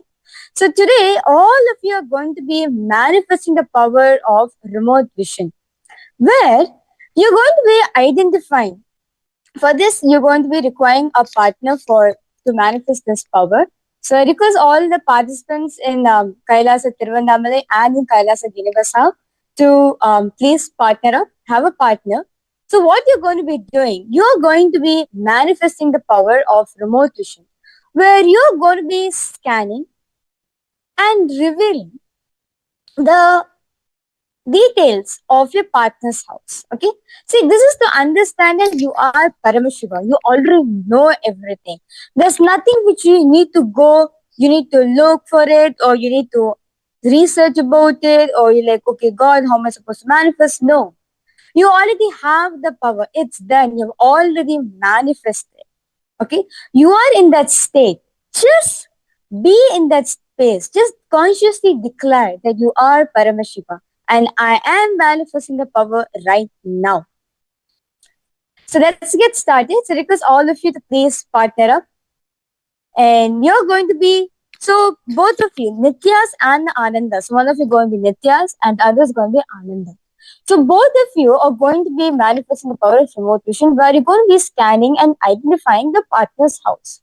For example, if myself and Ma Madra are partners, right? So both of us, I am Nitya and she's Ananda. So both.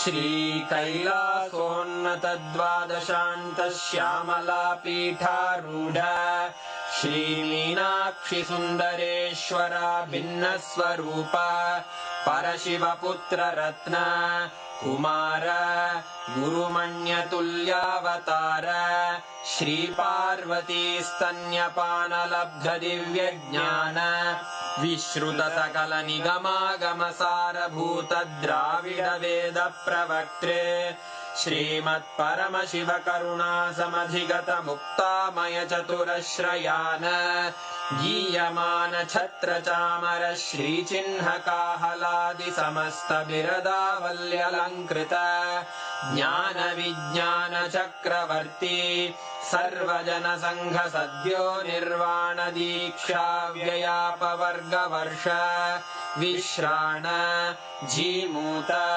परमत कलभ Kesari शैव सिद्धांत स्थापनाचार्य श्रीराजाधिराज पांड्य महाराज गुरु क्षपण शाक्यादि महांधकार निवारण ज्ञान भानु वीक्षणानर्हार्ह ध्वजोच्छेदन पूर्वक श्रीमद्वृषभध्वज स्थापक शैव समय कर्त्रे सर्वज्ञ पीठारूढ़ श्री जगद्गुरु श्री ज्ञान संबंध देशिक स्वामी वागीश सुंदर माणिक्य वाचक स्वामिनाम् अवतार भूत श्री ज्ञान संबंध स्वामी पुनरुद्धृत श्यामला पीठ सर्वज्ञ पीठ त्रिनवत्युत्तर द्विशततम गुरु महासन्निधान अरुणगिरि योगीश्वर परंपरागत